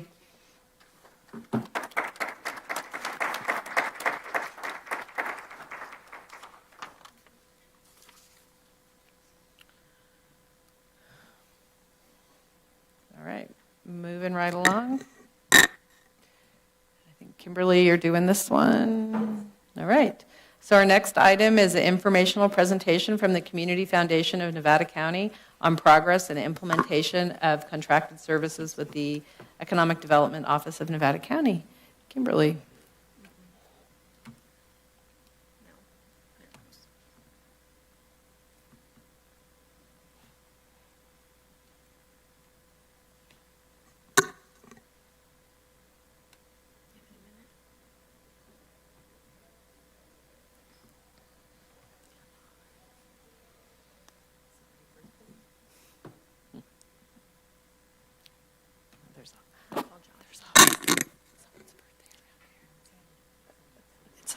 Screen. Chair, it looks like we need just quick technical assistance here. All right. And it may be a great opportunity to welcome members of the foundation who are here in the audience. Yeah, just give us a second and we will figure this out. Thank you all for being here.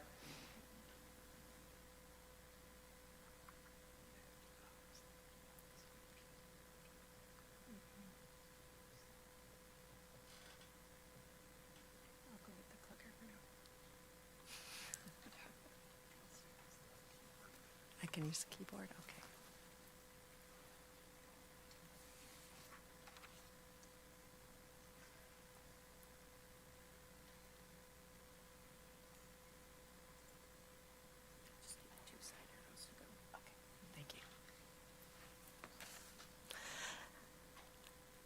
Good morning, Chair Swarthout and Supervisors. I'm Kimberly Parker, your Economic Development Program Manager. Today, we're bringing forward an informational presentation on progress and implementation of contractual services by the Community Foundation of Nevada County. In March 2024, the Board of Supervisors approved a 3-year, $250,000 contract with the Community Foundation in 5 focused areas, which you'll hear about momentarily.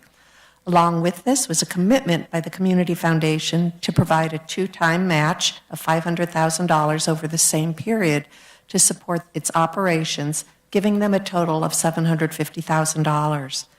In 2025, an amendment extended the contract date through June 30, 2028, but it did not alter the contract amount. Joining us this morning is Christine Kelly, Executive Director of the Community Foundation of Nevada County, to provide an update on their work and accomplishments. After Christine's presentation, we'll be glad to answer any questions of the board. Good morning. There we go. Good morning, Chair Swarthout and supervisors and county staff. It's great to be here this morning. What I'd like to do today is briefly walk through what this partnership was designed to support, what we've seen emerge over the last year, and where some of this work may be heading. So first off, before I begin, I want to briefly acknowledge that there were a few questions that came up in last year's presentation. So I want to just address those right off the bat. The first is financial transparency. As a public charity and community foundation, we're committed to responsible stewardship, transparency, and public accountability. Because the Community Foundation was still in its startup phase in 2024 and did not yet hold any significant assets, we did not publish a standalone financial report for that year. Our Form 990 in 2025 will be posted publicly this year, and our financial information is always available upon request. Our financials have been shared with county staff, and as the foundation begins stewarding more donor and community assets, we expect our public financial reporting to become more robust. Number two is governance structure. Our board's role, according to our bylaws and consistent with Community Foundation best practices, is fiduciary oversight, fundraising, and long-term philanthropic stewardship. While we do not allocate seats to any specific entities, government or private, we welcome board interest from both elected officials and staff of local government willing to champion and go to work for a startup foundation, which means that fundraising piece. Number three, we have a board recruitment process which has been vetted by the Council on Foundations as a part of our accreditation process. We're very much committed to diverse perspectives and broad community representation, and we've approached some people who just haven't been interested in being a champion of the effort, and we say thank you very much for that. I will say this is a working board that's focused on raising the necessary assets to create a foundation for the future, and that is the expectation of all of our board members. So let's get back to what you asked us to do. So this started as a practical partnership. The county identified several gaps: disaster readiness, nonprofit coordination, the ability to attract outside funding, and flexible response capacity. And the foundation stepped in to help to build capacity around those areas. We steward the Nevada County Relief Fund. We have created a blueprint for a COAD, a community organization active in disaster. We have strengthened the organizations that are doing the great work in this community through the Center for Nonprofit Leadership. And we are very responsive in alignment with county priorities. What this work and partnership has made possible is that we have been able to bring in new resources. Last year, $110,000 in grant funding was raised to support initiatives such as that you'll hear about later on, including the COAD development and serving vulnerable communities up on the ridge. An emergency warming shelter served over 182 overnight stays and 517 meals at the North San Juan Community the Community Center. We expanded food access through the Oak Tree Family Resource Center by providing them with the resources to buy new refrigeration. And we have we have supported leadership development for the San Juan Ridge Community Library. So what we're seeing is that the Community Foundation can bring new resources to our community that strengthen our rural communities and solve for structural gaps. Fiscal sponsorship was one of the areas that was identified early on as a real important community need. We incubated and launched the Community Roots School Food Program. We're currently in conversation with Western Gateway to look at a Friends of Parks funding model, very similar to our very successful Friends of County Libraries. And we are looking at cross-sector coordination across our nonprofits and community partners, including Connecting Point 211 with our co-ed and working with the Tahoe Truckee Community Foundation on the eastern side. We've expanded the impact of county investment. One thing that we've seen early on is that this model is capable of bringing additional philanthropic and grant resources into the community. The county investment to date has been $162,000, and we have secured over $550,000 in new resources in philanthropic grants, contributions, and endowed funds. And just for context, 2025 was our first full year of operations, and the foundation is taking the time to build those relationships and infrastructure. We were able to do this with me as a part-time interim CEO. I am still a part-time, and I'm happy to say not interim CEO, but it's still a part-time. So if we can think about what this will look like as a community foundation builds over time, Supervisor Bullock, I know that you have seen the work that TTCF does in your community. I am so excited to continue doing this here in Nevada County. So what does this look like in your communities? On the San Juan Ridge and in Penn Valley, we have expanded emergency shelter. We have expanded food access and helped with sustainability support for the library.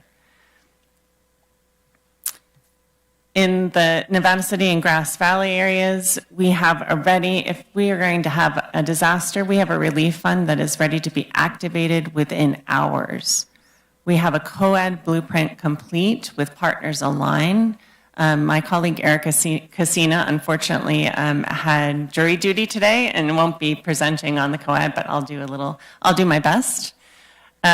We're exploring partnership with TTCF to expand the Center for Nonprofit Leadership Services into Truckee, and looking at a cross-county funding model currently with the co-ed to see whether we could do a shared administrative model. So we're also investing in leadership in your communities. This year, 7 county employees went through NCCLI, the Nevada County Community Leadership Institute, which has been a long-standing leadership institute here in Nevada County, led by Lori Burkhart Frank, who's here to speak to that today. And given that that arts and culture have been elevated as a priority in the county, we've also launched the Baker Nevada County Arts Innovation Endowment. So what is this work revealing? Economic development, climate resilience, disaster readiness, and recovery, most of these our region's most important efforts span multiple systems. Coordination is often the missing piece. Funding opportunities exist, but implementation capacity is limited, and community partners are already doing much of the work in our nonprofit, faith-based organizations, and volunteer networks. And this is not unique to Nevada County. In my broader consulting work, including helping explore the development of a community foundation in the Eastern Sierra, we're seeing many of these same dynamics emerge. What is needed is a type of connective infrastructure across sectors. one that helps align organizations, funding, and implementation capacity around shared community priorities.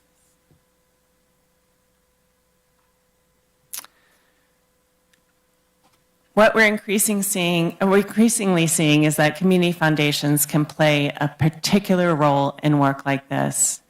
We're bringing a philanthropic network ready to multiply public investment.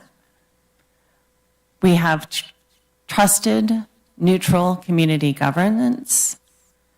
We are bringing permanent capital infrastructure that outlasts any contract, a living network across every sector in the county, and flexible capital that moves at the speed of community needs.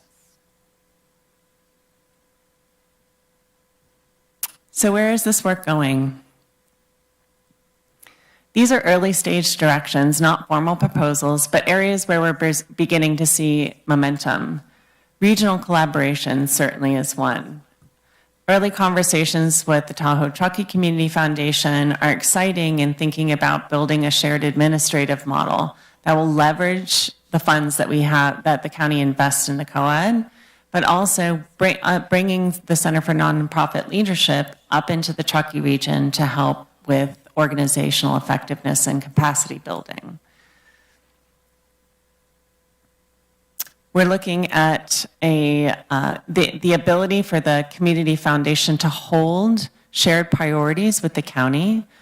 COAD implementation was listed as was the second bullet point, I believe, in our contract with the county. We're really excited to have been able to get a grant that was able to pay for the blueprint and the putting that together, and then exploring implementation pathways together. How can we work together to make that happen?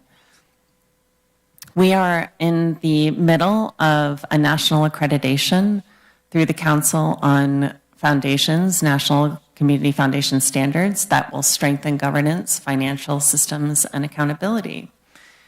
And this fall, we'll be launching our first community giving platform.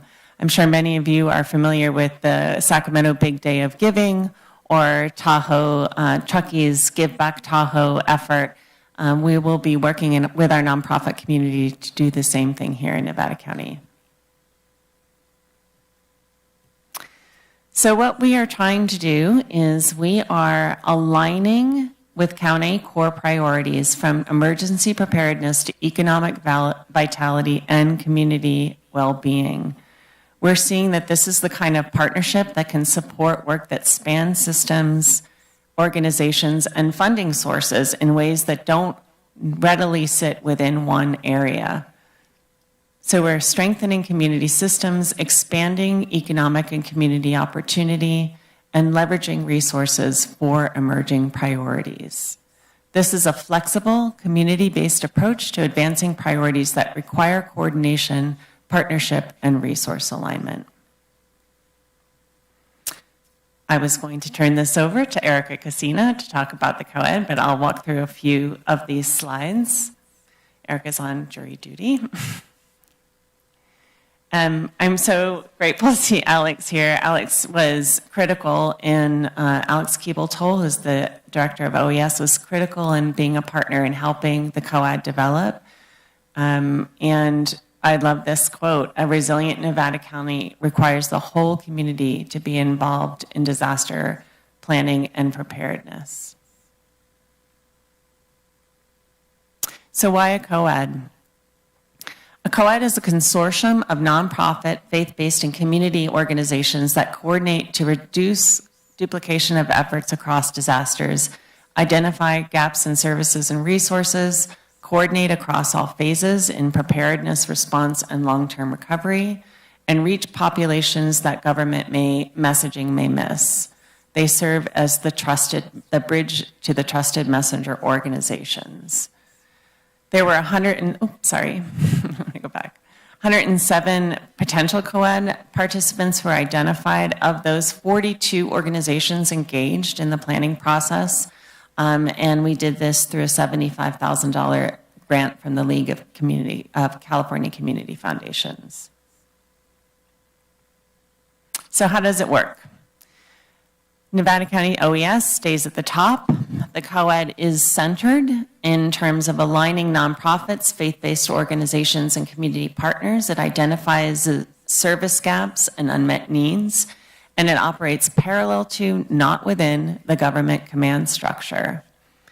Underneath the COED are the participants. They deliver direct services within their organizational mission. They share resource availability and field intelligence with the COED manager, who then can feed that back up to OES and law enforcement. And they retain independent governance and operational authority. Government manages command and control. COED manages coordination. Participants deliver services. Our recommended structure is that that connecting point, which houses the Tahoe Truckee COED manager, remain the existing infrastructure. They have been very generous and awesome to work with. I know that most of you understand that they provided case management through our river fire, have been fantastic for the Community Foundation to work with. Can't say enough about them. So our COED manager or coordinator would sit at connecting point with Ann Rarick, the current manager of the Tahoe Truckee COED. The Community Foundation of Nevada County, we looked at that, will accept and manage funds on behalf of the COED, so we will continue to look for philanthropic and private foundation grants for this work. The COED manager is a dedicated paid staff position, and there will be a steering and advisory committee, which is small strategy focused and would include OES, Nevada City, Grass Valley, and the Community Foundation. Our next steps are to secure braided funding, hire the manager, convene the advisory committee, and build the participant network. And with that, I want to say thank you. I brought several members of our board here today, but you can see our board of directors are listed. And thank you very much for the opportunity to present today, and I welcome questions. Great. Thank you for the presentation. Much more informative, I think, than last year. You guys have come a long way from the presentation you did a year ago. Thanks. So thanks. Yeah. Questions from my board members? Rob, any questions? No questions. Thank you for the presentation and the work you do. Sue, any questions? I'm not really questions that I wanted to say. It's been fun watching. I got to work with you a little bit up at North San Juan with Erica. Just really thankful for the work that's happening up there, because it really is a unique and wonderful community that needs a little help in some places, and it's really been beneficial. I love that they took the time, they came and met the people, Yeah. and that it just is really, it's centering for that group. I want to appreciate that. Our librarian, there's just a lot of good stuff going up on the across the ridge. Oh, I see Ruth here too. Yeah, so I just want to say thanks, and this is how far we've come. It's not an easy undertaking starting a foundation and then trying to educate and let people know that we're actually even working on this. And I'm kind of interested in, I love that we're working, of course, with the East Side. You know, they already have got this well underway, and if we ever can take some good things, then the COED is important to be in mutual understanding. So anyway, just really want to thank you for the work. Like I said, it's a lot, like I said, part-time, full-time, you're busy going. There's a lot of labor and love putting this together, all of you that sit out there that have volunteered your time basically to make this come together to create this for Nevada County, because I think it's going to, in the long run, it's going to be huge. I think it'll be a real benefit for us. So thank you. Thank No you. questions. Sorry, that was a long question. Heidi, any questions? Yeah, I might have a question, but I also want to thank you. It's very exciting to see this build. It's been this slow growth as there's so many things to figure out to get established. But this is very inspiring to see where you're going, what the questions are that you still have to answer, some of the things that you're starting to invest in. My one question, I'm sure it's the one on top of everyone's mind, or one of my questions, is the COED and the cooperation with the county. Because I know, like, we need that. We really need that kind of help, exactly that kind of help. And it's important on a lot of this to have this trusted partner that's not the government asking people to volunteer and contribute and do things. That's part of what we've struggled with in so many ways. So very excited to see that happening. But it is another entity that needs a ton of coordination inside itself, just like we do already. So I'm sure that's part of your conversations, but I'd love to hear more about that. Yeah, I think that the COAD is a great example of how, to your point, government can't do everything. And the Community Foundation, because of just a different structure, can align with the county to help sort of, address some of those priorities. I think that the partnership with 211 has been great. We have community partners that are already coming to the table and saying, we'll waive some of our administrative fees. Everybody's kind of trying to make this work and fit it in, so because everybody understands that it's such a critical piece of infrastructure that's missing in our community. As Scott Beasley, who I'm sure will say, we'll talk in public comment, has always said, it's not a matter of if, but when. And I think that having that structure in place is going to be critical for our recovery. We've seen COADs be really active, not just in wildfire and during snow events, for example. The COAD was very active on the eastern side with the avalanche and supporting the mental health of that community, which is a very, very complex issue. Both use for both responders and friends and family. That was a dear and beloved community. So I think that that type of support, that community support, is exciting, and I think that we need to start building building that into our funding streams and how we're asking for funding. I was able to speak to the Sierra Nevada Conservancy, who'll be managing a lot of the Prop 4 funds coming down the pike. And they were saying, having a COAD embedded in your grant proposals will make them stronger. So we just need to really start learning more about how to, advocate and ask for the funding that we need. Yeah, thank you. That's a great example. I have two questions or thoughts on your board, and I don't know how, the standard practice for a community foundation board, but one was clearly, that you're discovering that everything is interconnected and the partnerships are broad, and each person from an entirely different organization is going to have a whole new set of contacts and ideas. So I hope that you're looking at, even if you need to expand your board, making sure you have people on your board that reflect all those different parts of the partnerships that you're needed, so you're getting that input that you might not normally get on a regular basis. Absolutely. I mean, I'm going to go pitch the Farm Bureau, I think, next month. Right. Our agricultural community is very important, and I don't know if many of you know this, but I was embedded in the agricultural community. I was a horse trainer for 20 years here in Nevada County. So I think that's absolutely, we're looking for broad partnership, and any suggestions of people who might be interested in championing this effort, we'd love to talk to them. Great, that's exciting. And then my last comment on the board, and again, I don't know if it's a standard practice, so we want a community foundation to reflect the community, and we want people on the board, generally speaking, to be from the community. But when rural areas, small rural areas, have always struggle raising enough funds just in their community, because there's so many projects and nonprofits in these rural communities needing funds. I know way back years ago when I was working on the Circle Board, they were talking about trying to link fundraising to sort of urban communities like San Francisco or LA, people who come up here to recreate, people who we depend upon for their tourism, people who may have second homes up here. It's not necessarily that we want their, we don't want them to direct what we do in our rural community, but they have access to whole other sets of funds that could help make it the kind of place we want it to be and that they enjoy as well. So I wonder if you have openness to that kind of a board member as well. Probably not board member, but we just, because our board does have to be actively fundraising. That is something that needs to happen right now. But we talk to everybody and anybody about this community.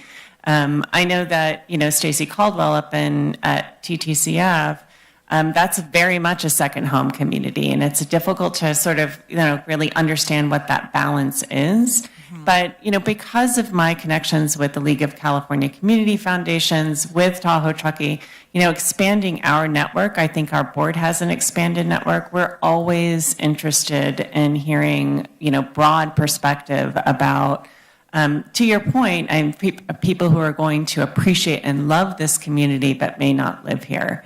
But yes, we are very excited and open to talk to people who are excited about the Community Foundation. Great. Thanks for all the good work you're doing. Thank you. Hardy? Yeah, thank you. Many of the comments I had, Supervisor Hall kind of echoed, but I think from my perspective, it's good to see the progress you've made. I know I can only imagine. I can't only imagine because I think what we did is we helped you with some seed funding, and then we're like, see you later. And we haven't talked a lot since, and I think I'll just acknowledge that. But we are here for you, and I do acknowledge the work you've done. I'm glad you gave us a presentation because in absence of that data, a lot of times we just make assumptions, right? It's like, what's going on with the Community Foundation? Not to say that we thought anything other than progress, but we need to know, and we want to know, and we want to help you. I think from my perspective, and I've been deeply tied into the Community Foundation in Eastern County for the last 20 years or so, and their work has been so instrumental in crafting solutions that the community couldn't come up with by themselves. So I can't say, community foundations in my book are like absolutely, totally critical for making, particularly in rural counties, nimble, you know what I mean? I saw it in your slide, basically that flexible funding. I'll give you a great example. Our board supported the Navigation Center, but we were 200,000 short. So I called the Community Foundation. I said, hey, can I borrow 200 grand to get this thing finished? And they said, no, we're not going to loan it to you. And I was like, oh my gosh. And then my phone rang a couple hours later, and they're like, yeah, we told you we wouldn't loan you the money, but we'll give you the money. And so they gave the money to the NAP Center to fix that bridge and close it. And now that, we have 98% utilization of that shelter. So the power is really there. The other piece is, I think community foundations, if they're running properly, can have a voice that isn't constrained by politics or connections.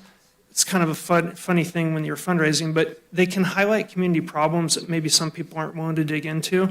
A good example in East County is the housing. They did a lot of housing data collection where people were like, hey, we're going to build housing, but the Community Foundation was the person who actually got to the bottom of the problem. And they've done that time and time again. They did it with mental health. They did it with some conservation efforts and others. So I think I would just ask that your board and you be totally bold in seeking out solutions to problems that we face in the county that maybe some people haven't dug into yet. And then to Supervisor Hall's point, I think a lot of the capital that you see invested in East County is from out of the area. And it's because people visit the area and they love it and they want to preserve it for the same reasons that we live there. And I think if you can access donors that are willing to contribute to our community character and our way of life while driven by your board objectives, thumbs up, we'll take the money. Yeah. And it's just the way it works, and it's the way it works. I mean, I think it works right. There's a lot of communities that look really cool because of that. And then on the board, I think it would be great if you had either a supervisor or somebody with county connections or leadership on your board for a number of reasons, because I think, again, we're pretty small and we're tied pretty tightly to that. And I think it would be great if your board would consider adding in somebody with, government county connections. Just my plug for the county. Anyway, and thanks to the board for all of your volunteer efforts and putting your time in. That I know how much time that takes, and we all do that. But to really do it well, and to go with your hat in hand looking for money, which is something else I love doing for my bike race. But you guys do it, and it takes a lot of effort and a lot of your equity out of your life. So thanks for doing it, and keep up the good work. Thank you. Great, thank you. Well, I will echo all the comments that my colleagues have made. And also, I think this is one of the situations where the money has been awarded. You guys are in the second year, or third, I guess it's going into the third year of the contract starting next year. But oftentimes what happens is we make the award and then we don't see kind of the behind the scenes. But I really appreciate the thoughtful process that has gone in here. Sometimes we have this expectation, oh, we're going to start a nonprofit and we're just going to stand it up and we're going to start raising money and we're going to start doing all these things. But it's a lot harder than that, and it's a lot deeper than that. So I think that the process that you have used to get to the position that you're in today has been a really valuable one, and I appreciate that.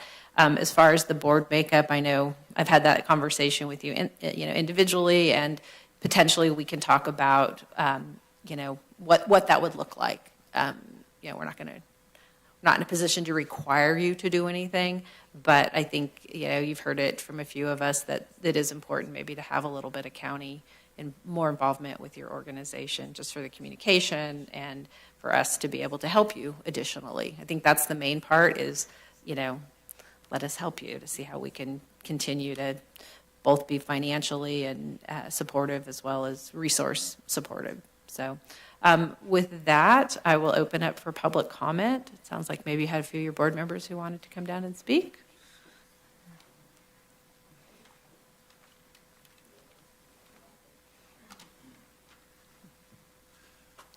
Thank you, Board. Excuse me. Thank you, Board. Thank you for the presentation. And I'm excited about a couple things. So I just wanted to quickly highlight a couple things at risk of beating a dead horse. And so, Tom, we all know you, but will you just give us your name for the record? Yes, thank you. My name is Tom Ivey. I sit on the board of directors for the Community Foundation, as well as I'm a city councilor in Grass Valley. And one core message that I really love to talk about with the board, with the Community Foundation, is how important and how strong of work that we've done to fundamentally just keep more dollars and flowing through our community. And that's one of the most important things that we do. And it's kind of hard to parse when you see how much excellent myriad of work that we've done, is that at the end of the day, one of the most important things we can do is provide a set of financial professionals, local leaders, to keep our local dollars flowing, whether that's a nascent faith-based organization, whether that's a school that needs help fundraising that doesn't have a PTA, whether that's our arts organizations, or whether that's a donor that simply doesn't have all the tools. One of the things we can do is help. And I know that we all speak that language here today, but that's just something for me to repeat as many times as possible. And then secondly, the COAD's been really fun to work on. And one of the most visceral examples of why it's important to me is that in Paradise recently we got a presentation, I believe last year at the sustainability conference, about the children at the school in Paradise currently have each kid is averaging like 8 ACEs or something like that, adverse childhood experiences, and something like 3. If you have more than 3 ACEs or something, I'm getting a little, I may have some details wrong. You're just going to have a tougher road in life. And for me, that viscerally hit home. And that's what the COAD is here for. It's after the first responders go home. It's 2 years after the disaster, when FEMA can't quite do everything for us, right? That's when we want to band together. That's when we have to continue to fundraise and work and fight. And so the COAD is exciting. And because our community doesn't have all the resources that some of the other communities do in California, and so I know we all love it so much, so it's fun. It's a fun set of infrastructure to continue to work on. Thanks. Thank you.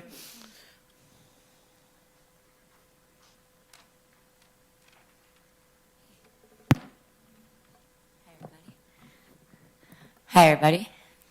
I am Ruth Cantata. I am the founder and the executive director of the San Juan Ridge Community Library. First of all, I want to thank all of you, the Board of Supervisors, for your support over these years. For if it wasn't for your support and Measure A, I wouldn't still be here. But today, I'd like to focus on the fact that we are growing and moving forward with the help of the Community Foundation of Nevada County. When I began my library career on the Ridge, it was back in 1999 as the Grizzly Hills School children's librarian. And I saw a need for a public library, and I began a community library as a program that ran after school 1 day a week for almost 7 years. After the district changes, my colleagues and I began the grassroots efforts to provide a new space at the newly created Oak Tree Park. In 2014, I obtained a nonprofit status, and along with my board of directors, I created a close relationship with the Park and Recreation District. All of my colleagues and I worked for free, volunteering our time for 4 years. In 2018, Measure A finally allowed our library to move forward once again with a paid staff of 2. As the years have progressed, we have extended our hours to be open 5 days a week and now provide a full-service library as well as high-speed internet to the residents of the San Juan Ridge. While we still only have 2 employees, we have a great program schedule that is supported by the Friends of the Library as well as community donations. Looking forward from this long-term labor of love, I am excited to have the opportunity, after almost 27 years of being a librarian, to become a real librarian, which is getting my MLS, which is why I'm here today. The support of the Community Foundation of Nevada County has provided the missing piece for me to obtain my master's degree in library science. I am eternally grateful for the support of the Community Foundation. Not only am I growing as a librarian and bringing this knowledge to my community, which I do all the time, guess what I learned in class today? But I'm also ensuring the long-term sustainability of the San Juan Ridge Community Library as a whole, because as we know, nobody would do what I do for what I get paid for any length of time. So, that being said, the next person will hopefully have a livable wage and an MLS as well. My education will give me the skills and knowledge to help our library move into the future. As a small nonprofit library, we are grateful for the Foundation's support. The work that they do is critical for small organizations like mine. On behalf of the San Juan Ridge Community Library, the Board of Directors, and myself, we would like to thank the Foundation of Nevada County for their support in my educational journey. I'm gonna cry. Thank you. That's been amazing. I got 2 semesters down, 5 to go. Thank you. Thank you. Hi, thank you. My name is Richard Baker, and I'm the chair of the Community Foundation of Nevada County. I just mainly wanted to come up to say thank you to Kimberly and Allison and county staff, and also to yourselves for your support through this effort that we're making. And wanted to very much appreciate the fact that it was mentioned more than once that the process that we're going through is recognized as being a thoughtful one, because that has always been our goal, is to stand this thing up. And from the sort of background of a builder, architect, I kind of think of it as like a very strong foundation that we're creating for an organization that we hope lasts generations, many, many generations. And so, you know, like it was mentioned, our goal, our you know, thoughts, goals, or whatever, are always sort of like looking far out in advance and not, you know, working quickly in order to try to accomplish something to be recognized as having accomplished something. We're really trying to build an organization that's thoughtfully recognized and appreciated by the community, and that will be doing this work for, you know, my grandchildren, which I have 2, and their grandchildren as we go down. So anyway, thank you very much for your support. Thank you.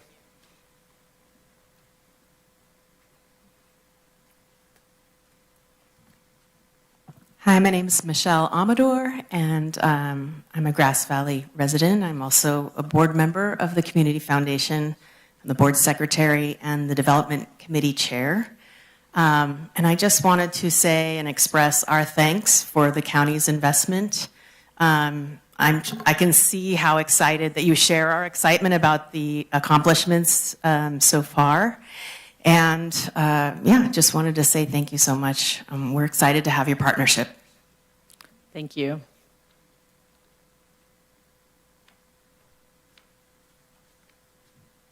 Chair Swarthout, board and staff, thanks so much for your support of the Community Foundation. My name is Scott Beasley. I am a District 3 business owner and resident.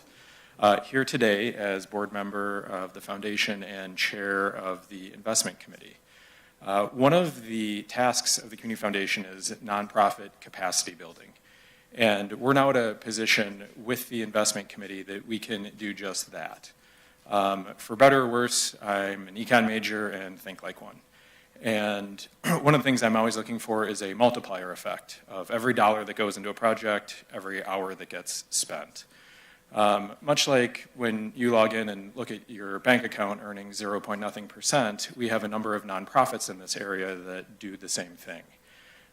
As you all, as board members of various nonprofits over the years know, there is a lot of due diligence and a lot of fiduciary liability that comes with managing assets for a nonprofit. So instead of these nonprofits who are already struggling to fill board seats and particularly to fill roles like treasurer and in the finance world, they're able to use the community foundation for that. As we've stood up this investment committee, we can handle a lot of that work, and it comes with a level of expertise that's not available for many of our smaller homegrown grassroots not-for-profits. That group at the bottom left of your screen, along with myself, are the investment committee. It comes with 6 individuals that include 3 retail advisors, meaning people like myself who just serve the public, 2 institutional individuals, including one who works in M&A in Silicon Valley and another person more in the VC venture capital world, and then an attorney with extensive charity and philanthropic experience. We have, I used to know this number, probably should have looked it up, but I'm going to say 100 and something years of cumulative industry experience. It comes with a pair of certified financial planner designations, I'm sorry, cheating and looking again, a law degree from Northwestern, a Stanford MBA, a master's in financial planning from I forget where, and a master's of data analytics and policy from Johns Hopkins. So this allows nonprofits to outsource the management of the excess cash without having to pull that together, in every single nonprofit that, again, is just struggling to find volunteers in this community. So it's, again, that capacity building and bringing a real multiplier effect to our community. So thanks again for your support of the foundation. We will continue to support this community. Thank you.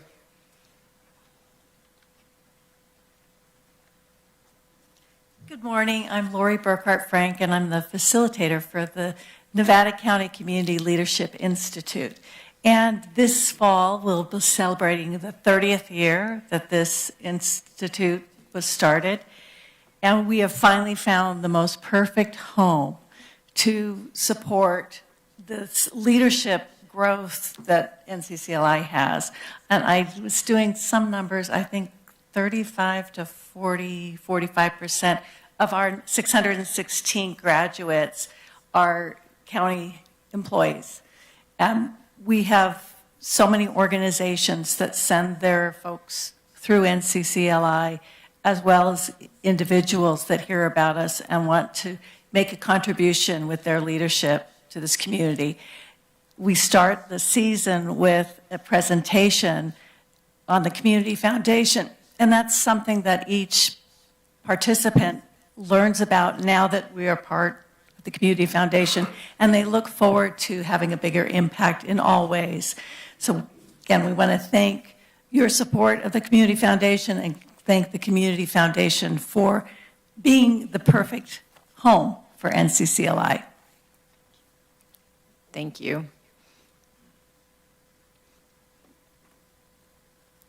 Hi, everyone. My name is Amy Cobden. Many of you know me. It's nice to see all of you. I am a vice chair planning commissioner for Nevada City and a consultant, and I'm on the board of the Community Foundation. I wasn't planning on speaking today, but listening to all these comments, I'm thinking to myself, I would like to make a plug to anyone in the room or anyone who's listening. Everyone here in front of me, I think, understands the importance of the Community Foundation and what it can do. If you don't, though, something that I learned in the process is that it functions hand in hand with something like the county or local government and community-based organizations in a way that creates a safety net that's incredibly important. And I think the Bret Hart fire that happened last year, the year before, forgive me, I forget, was such a good example of how important and useful a community foundation can be. where the county is tied up financially and legally by all kinds of rules and regulations. But by having that partnership and that investment, financially especially, and relationship-wise, it allows that money just to hit where it needs to immediately. The people who were impacted by that fire may not have had the money that they needed to go somewhere else. Dealing with insurance is an incredible, frustrating pain that I think many people in this room are familiar with. And in order to make sure that the people who are impacted by these disasters are able to find a safe next step, feel secure, and be taken care of, is ultimately the goal of a community foundation at its core. So anyone listening, I encourage you to look deeper into it, to tell people you know in the community about what the Community Foundation is, and to make a small donation. It's a really hard time to be finding money from big donors right now. Everyone is financially crunched. Everyone knows that. But the beauty of something like a community foundation is that you can get a huge impact from small donations across a large population. Thank you. Thank you.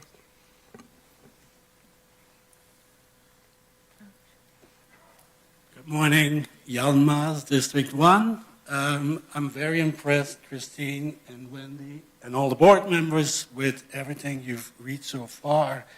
I remember it was a little bit more than a year ago when you presented to the community what your plans were, and not only COED has been established, all the other things I didn't know, what has been achieved so far, the funds that have been raised, and the connections that have been laid with communities. I think one thing you should do is let the community know about it, because a lot of people I don't think know about it. Another comment I have is I know the Resource Resilience Roadmap is coming your way, and if I look at the partnership between the Community Foundation and the systems that are in place, and with the community itself, with the CBOs, I would suggest considering how the Community Foundation and the county government can work together on the climate resilience objective as well, especially with implementing the RRR. Thank you. Thank you. Is there anybody else in the chambers that wishes to make comment? Are there any calls? We do have one caller. Okay, bring in the caller.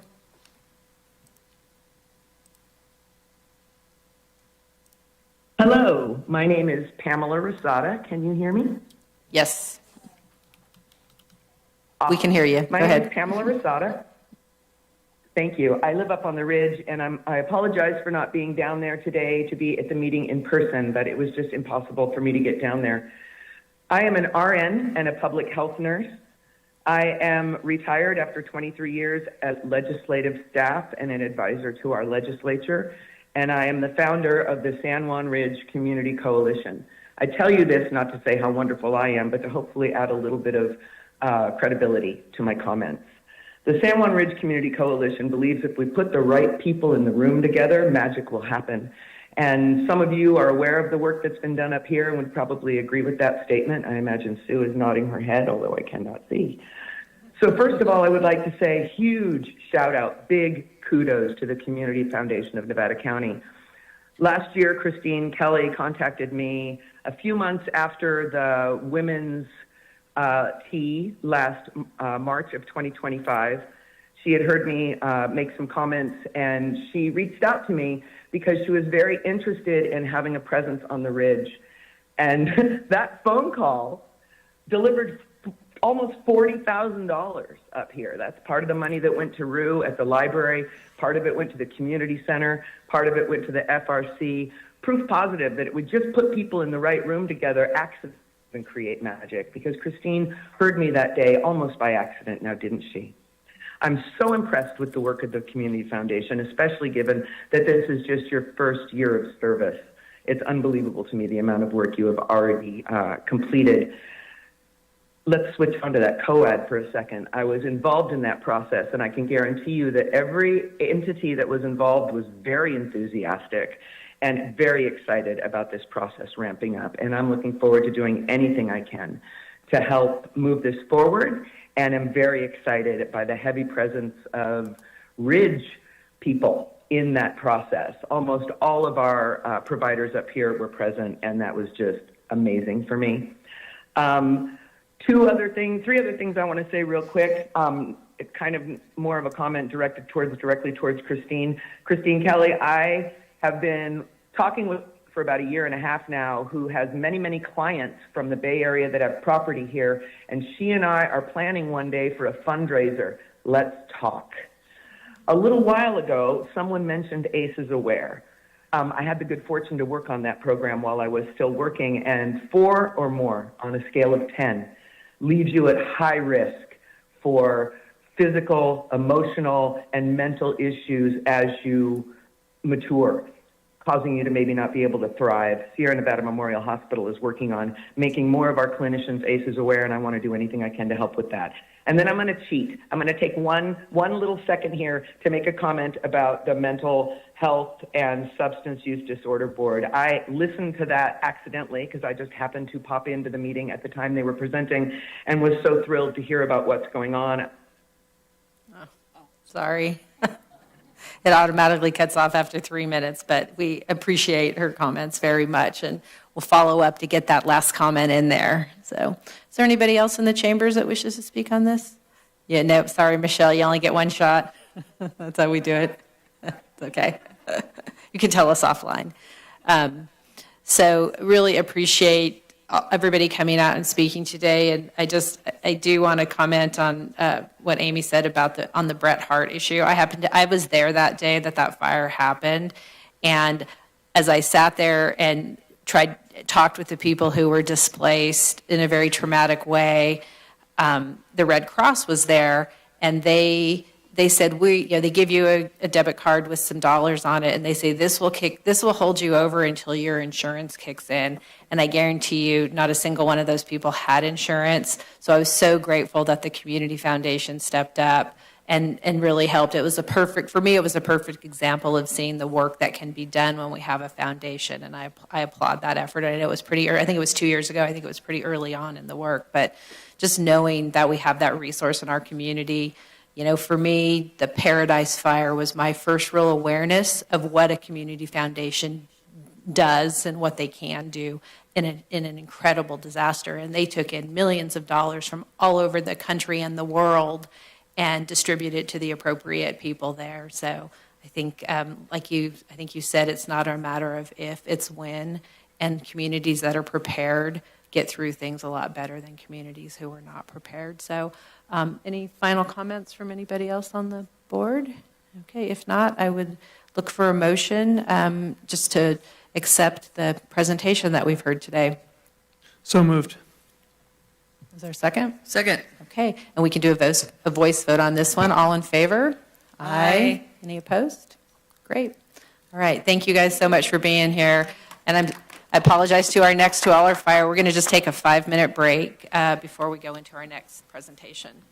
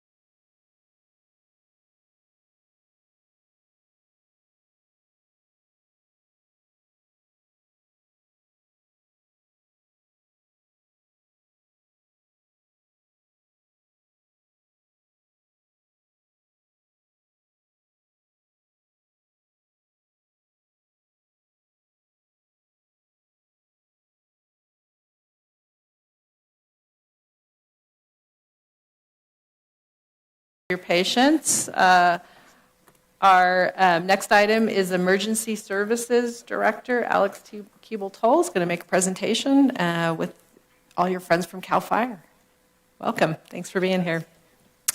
All right. Good morning, Chair Swarthout and members of the board. I'm Alex Keeble-Toll, your Director of Emergency Services, here with key staff and partners to present on OES planning and preparedness and the 2026 wildfire outlook. Today, I am joined by Alessandra Zambrano, who is your County Wildfire Coordinator, who will be presenting about OES efforts to enhance wildfire preparedness. I am also joined by CAL FIRE Nevada Yuba Placer Unit Chief Jim Hudson and CAL FIRE Nevada Unit Placer Forester Steve Garcia, as well as Chief Ryan Wessner and Chief Kevin McEwen, who are here in the audience. And they will be presenting on unit preparedness and the 2026 fire forecast. So to begin, I'm going to go ahead and hand this presentation over to Alessandra Zambrano, your County Wildfire Coordinator. Thank you.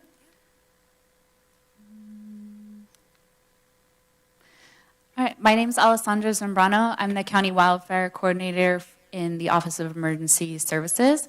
So the Office of Emergency Services is tasked with helping our community plan and prepare for a variety of disasters, one of which is wildfire. Typically at this time of year, our messaging is transitioning from mitigation, maintenance, and implementation into wildfire preparedness, evacuation, and prevention. So we are currently running our free community green waste programming. One of the key differences from this year's programming versus last year's is due to the board's support at the 2025 board workshop, we were able to increase the number of free community green waste days both in Western Nevada County and Eastern Nevada County. Our last Green Waste Day for Western Nevada County is going to be on May 25th at the McCourtney Transfer Station. Then at that point, our programming will transfer into our Eastern County offerings, which will start off on May 29th and go until September 4th. So Green Waste really concludes our messaging around mitigation, maintenance, and implementation and begins the point at which we transition into focusing on wildfire given the seasonal changes in our weather. A huge part of this is facilitated through our communication programming, which we've been able to really build out over the years through our participation in the State California Fire Safe Council County Coordinator Grant Program. The county has been part of that program since 2021, and it's administered by the State Fire Safe Council in cooperation with CAL FIRE. And one of the benefits of our participation in this program is it offers us really flexible funding that allows us to build a communications program that is dynamic, it's collaborative in nature, but it's also really responsive to our community's unique needs. Already this year, outreach season is starting to kick off with quite a bang. We've already completed 48 outreach events, 17 of which were focused on planning and preparedness and engaged with over 2,000 community members. We anticipate this will grow as we continue through the summer months.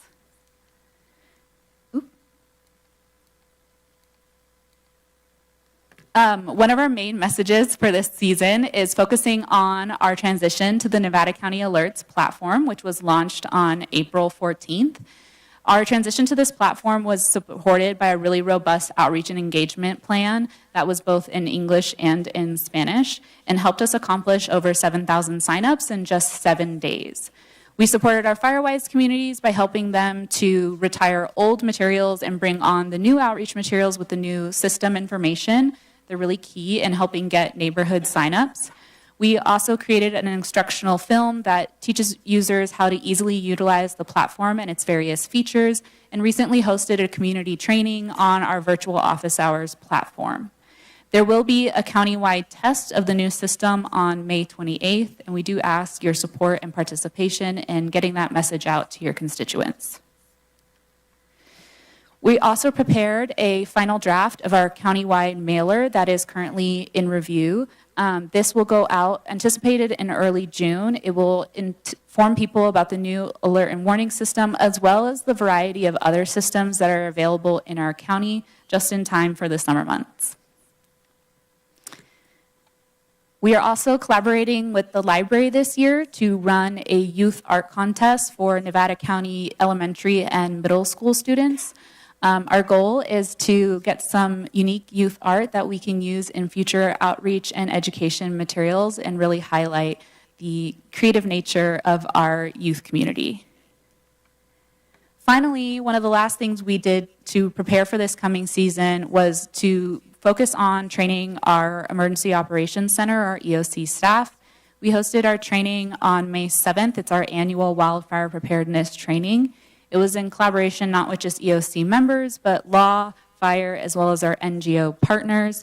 And we focused on utilizing the new emergency alert platform and simulating a wildfire event in a river canyon over the holiday weekend. We would like to thank all of the partners who participated. We really see this as a critical step in ensuring that not just our community is prepared, but we as OES and our various partners are ready for the coming season as well. At this point, I would like to turn the presentation over to CAL FIRE and Chief Jim Hudson. Well, good morning. I think it's still morning. It is by a couple of minutes, but thank you for the opportunity today. Presenting today, you'll have myself and Chief Garcia, but before we get there, as you're well aware, we had some retirements, and that is why Chief Estes is not here today. But I wanted to put some names with the faces, and replacing me as the Unit Deputy Chief of Operations is Ryan Wesner, filling my position that I held for quite a few years. And Assistant Chief McEwen, with Landon Hack's retirement, currently has oversight of the North Division and Nevada County. So I just wanted to put some name with the faces and connect them, so I appreciate that. So what we'll be talking about today is our outlook for the 2026 season, as well as some updates for the 2026 for the CAL FIRE Nevada Yuba Placer Unit. But to set the stage, we averaged last year across CAL FIRE about 8,000 wildland fires. That was consistent with years past. In 2025, we had 342 fires requiring suppression, but we were right on pace with our average of 400 ignitions. We actually had 400 ignitions on the dot last year, so makes the math easy for our averages, so very consistent. Though last year was not as significant locally, we did not have any large amount of extended or major fires in this unit. Even with the moderated fuels conditions that we saw last year, it was a good year as far as initial attack.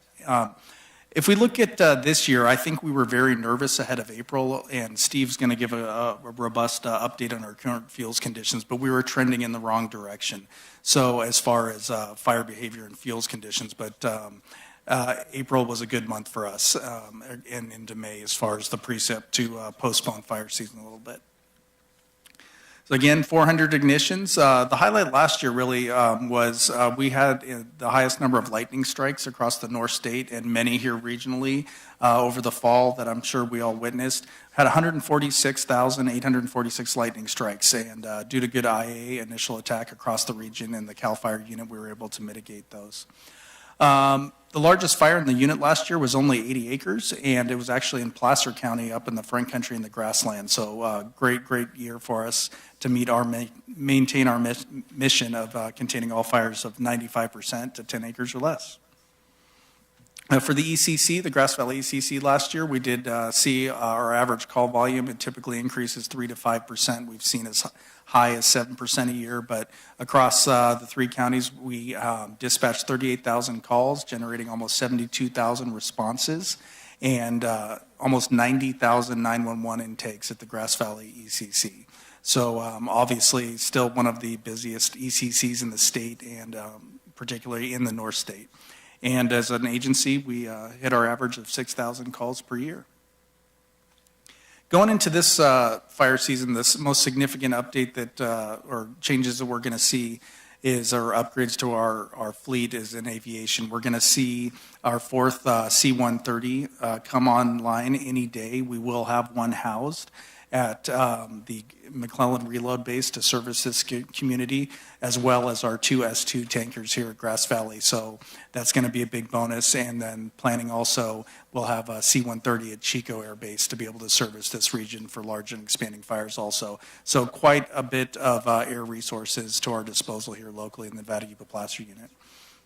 And then we're looking always as a unit at our emerging technologies as well as an agency on where they're going. Right now, for fire detection and AI, we are up to 86 cameras in 58 locations servicing the Nevada Yuba Placer unit that are all artificial intelligence capable and are scanning the horizon at all times. We're getting to the point now where the early detection from the AI is actually beating 911 calls. The 25 to 30% average statewide that is the first notification is an anomaly on the horizon that notifies our dispatch center and generates a response. One thing that we're also seeing in the emerging technologies is the utilization of satellite imagery. Currently, we did have 1 to 2 satellites over California at all times last year. And I'm happy to say that we actually had a detection that we never received a 911 phone call on last year. And that was right in the Bear River drainage between Dutch Flat and Rollins Lake. And it was the only notification that we received on that fire. It was an inversion day, so the smoke wasn't rising above the drainage level, but the satellite picked it up and we generated a full response. And as the heat of the day came upon us, it could have been a major, pretty significant fire. So great success story there. And the department's plan is to have, and California's plan, I should say, is to have 50 plus satellites scanning, and every area in the county is detected or scanned within 15 to 20 minutes. So that'll be a huge asset moving into the future for us as far as early detection. And then, as always, we'll have CAL FIRE 641 as well as the OES platforms for remote sensing aircraft and to provide us situational awareness throughout the year. And at this point, I'll turn it over to Steve for our forecast. Yeah, thank you, Chief. My name is Steve Garcia. I'm the Unit Forester and Vegetation Program Coordinator for the Nevada Yuba Placer Unit. Chief Hudson Steve, asked... could you pull the microphone just a little bit closer? Thanks. Chief Hudson asked me to put a few comments together relative to our 2026 forecast. And so my goal here is really to just kind of give you some observations that I've recognized as I've been driving around the county and kind of compare that to, well, I just realized I started working in the county in 1995. So over the last 30 years of driving around looking at the forest. Right now, I would say that the greatest concern that I see is the lack of a competent snowpack up in the high elevations.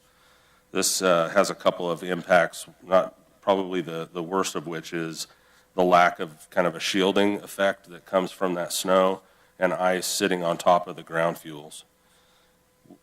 Right now, we've had that material exposed now for probably most of March, a couple of months, I would say. A lot of that fuel has been exposed. And so rather than having moisture and cover on that material into like June or maybe July, it's essentially been sitting exposed.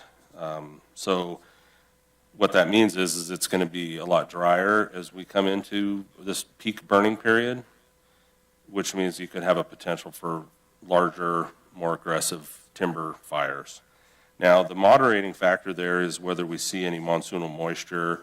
I think above 4,500 foot elevation is my biggest point of concern, where you could have thunderstorms that moisten the fuels and kind of moderate that potential. But generally across the unit, the department's predicting between June to August above average fire potential. So, we're already kind of in a background in above average. We've got some impacts from snow loss. So the higher elevations, I think, really pop out.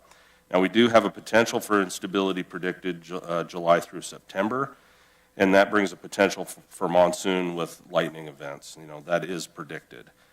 For context, you can imagine April, when we received those large thunder cells that came over the core of the west side.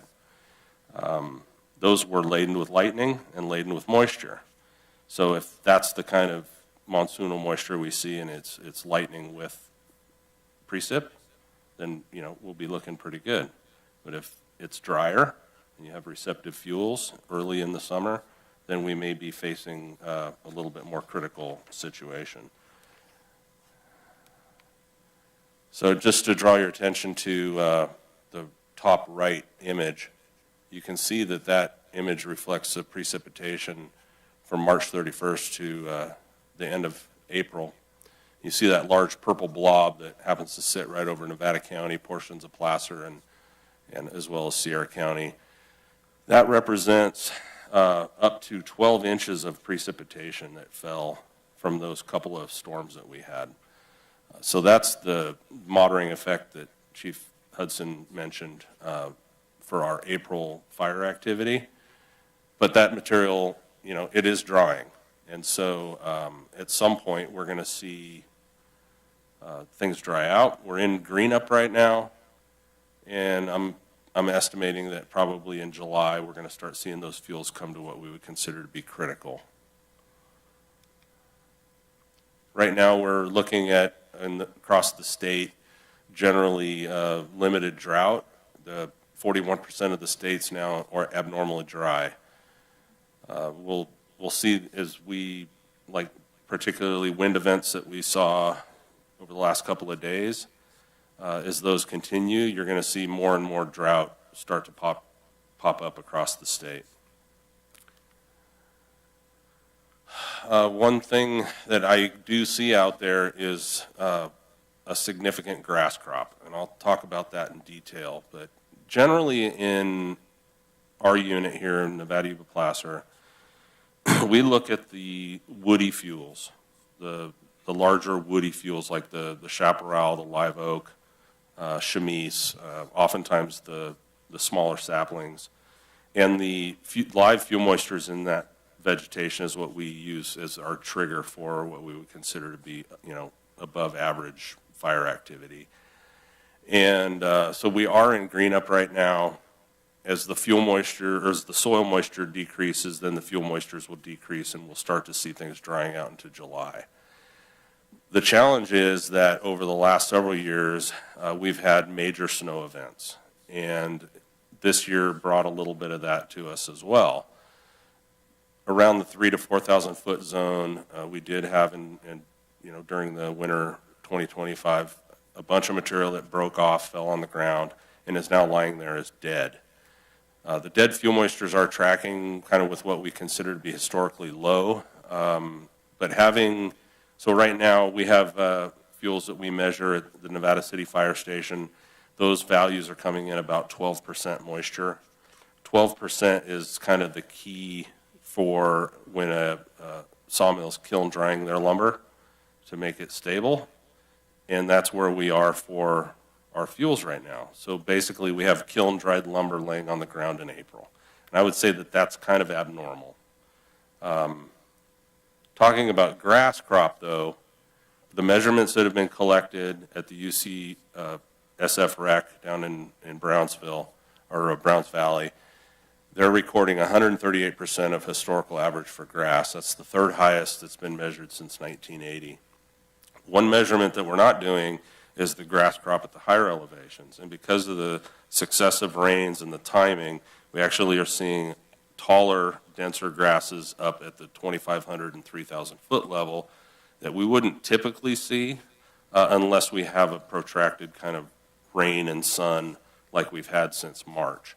So we are facing significant light flashy fuels, dead fuels, and also the upper elevation timber is a little bit dry. So what do we do about that? Well, I guess we have to plan fuels projects. I wanted to share with you kind of what we've done over the last year. And as some of you know, we've assumed ownership of the Immigrant Gap Demonstration State Forest, which is up around Lake Valley, right towards the intersection of Highway 20 and Interstate 80. On that forest, we've treated 115 acres using cut, pile, and burn. We're going to continue working on that forest through this year. But overall, we've treated 2,590 acres. These are CAL FIRE-led projects. That's what we've treated since July 1st, 2025. So it's our fiscal year timeframes. And in that same time frame, we've conducted 8,356 defensible space inspections in the county. So our focus is really to continue fuel reduction efforts that are led by CAL FIRE as well as projects led by cooperators through our grant programs. And our prioritization is based on the ignition management plans and the strategic fire plan that our battalion chiefs update annually. The long and short of it here is that we need to continue our focus on kind of the all lands approach and the collaboration with our cooperators. I really cherish the working relationships that I have with Nevada County OES. I should also mention that the Nevada County RCD has really been instrumental in assisting me with the management on the demonstration forest, but also with prescribed fire here in Nevada County. They've done some successful burns as a kind of a pilot project, and I'm anticipating that we're going to continue doing that work into the future. At least I hope so, depending on funding.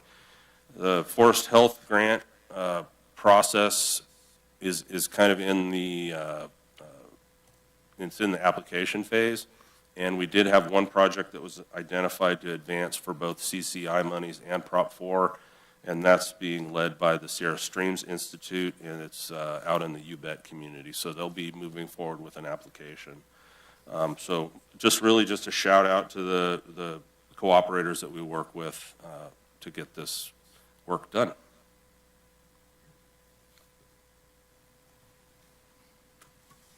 Okay, thank you, Steve. I think what we just heard is there's a lot of potential for an active fire season. So what I want to tell you now is that we're prepared and go from there. So as you look at CAL FIRE as an agency, as particularly the North region, we moved to a 9-month peak fire season last year, and that goes from March 15th to December 15th. So we have been fully staffed with all of our engines. Since March 15th of this year, hand crews and dozers as well. And then aircraft will be arriving in the coming weeks here at the Grass Valley Air Attack Base. We also added additional year-round staffing that was spread across the unit, and that was part of the budget plan for CAL FIRE moving forward. So we actually added year-round engines on the east side in the Truckee area that are fully staffed with permanent firefighters year-round, as well as the Nevada City and Higgins stations. So that'll be a force multiplier through what we call our base staffing period, December 15th through March 15th. So great growth there in our year-round staffing. We'll continue to operate 22 frontline engines as well as 5 reserve engines. We maintain 6 to 7 hand crews a day, 4 dozers, 3 first out, 1 in reserve for surge, such as a red flag event.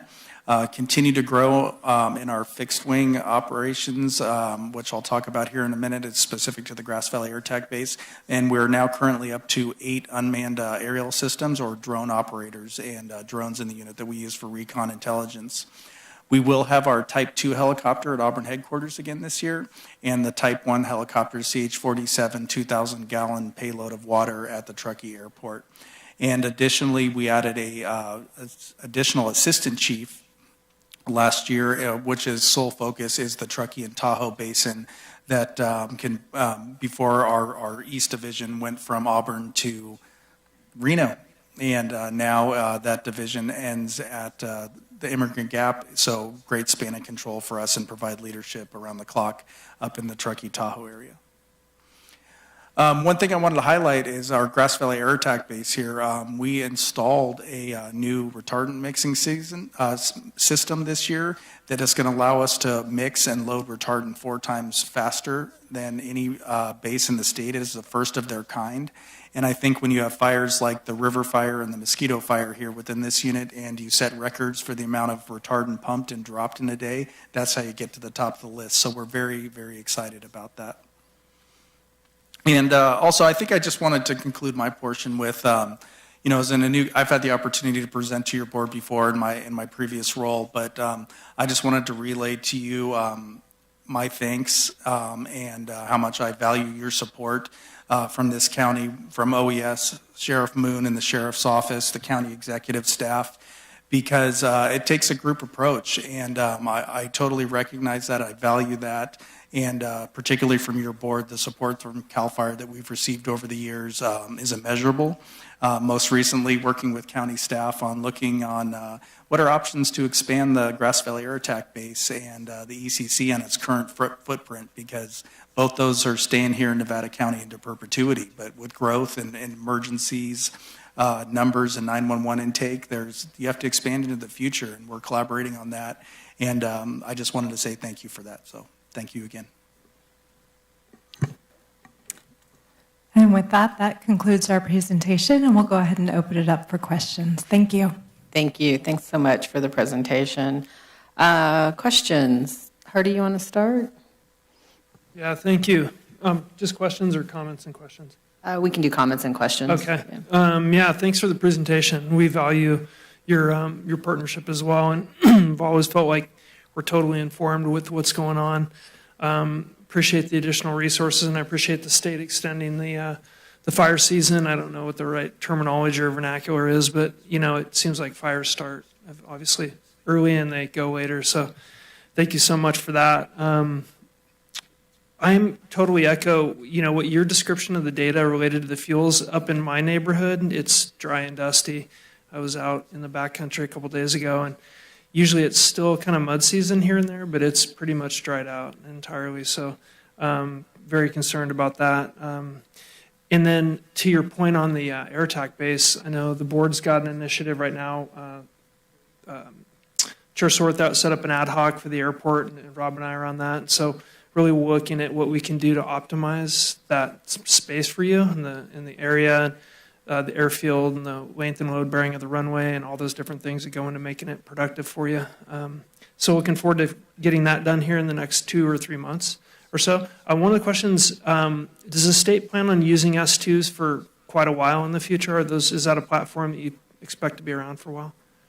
Absolutely. The S2s have their place, and the C-130s are going to be a game changer, but S2s will always have their place in our field, particularly at the Grass Valley Air Attack Base.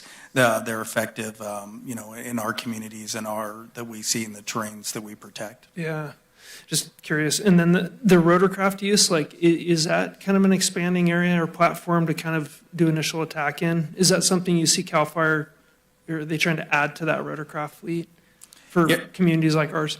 Yeah, we brought our 17th Black Hawk online this year, and that will be out of the San Diego unit. And then the department is looking, as we have this fleet that I won't say that has come out of service, but our Hueys and our 212s. Okay. What is the future of those? And we are having those conversations as a department, and I am being very proactive and talking to my supervisors. And if an opportunity presents itself, where does Nevada Yuba Placer Unit fit into that to have a CAL FIRE Huey? I think those are all conversations that we'll see into the future.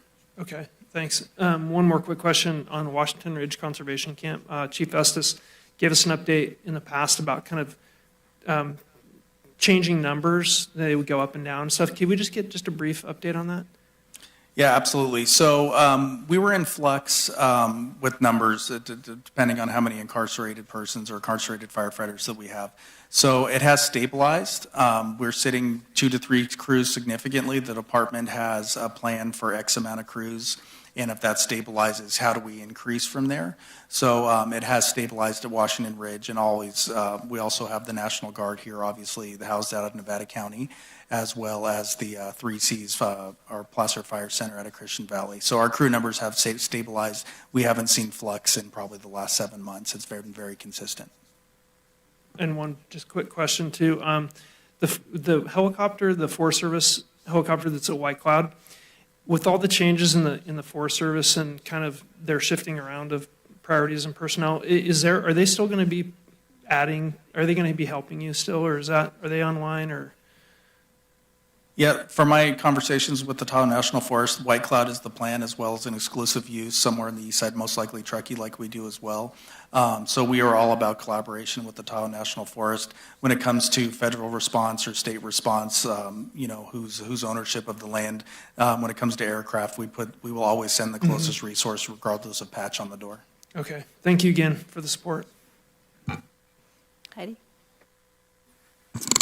I do not have any questions, just huge gratitude for our great relationship and all the work you're doing to prepare. Glad you've expanded staff, glad you've lengthened the season.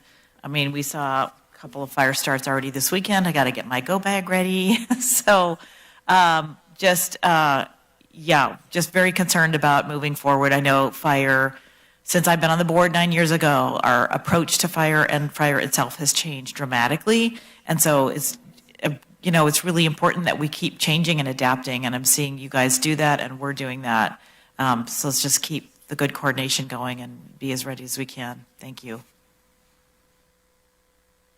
Rob, any questions, comments? No questions, nothing to add that hasn't been said other than thank you for the work you do, and keep up the good work. Sue? Yeah, no questions. They've kind of been answered, the good ones. There's lots of good stuff going on. I'm just always excited to see about our work and collaboration we do together because as a farmer and a rancher, my feed is unbelievably tall this year, which makes me nervous.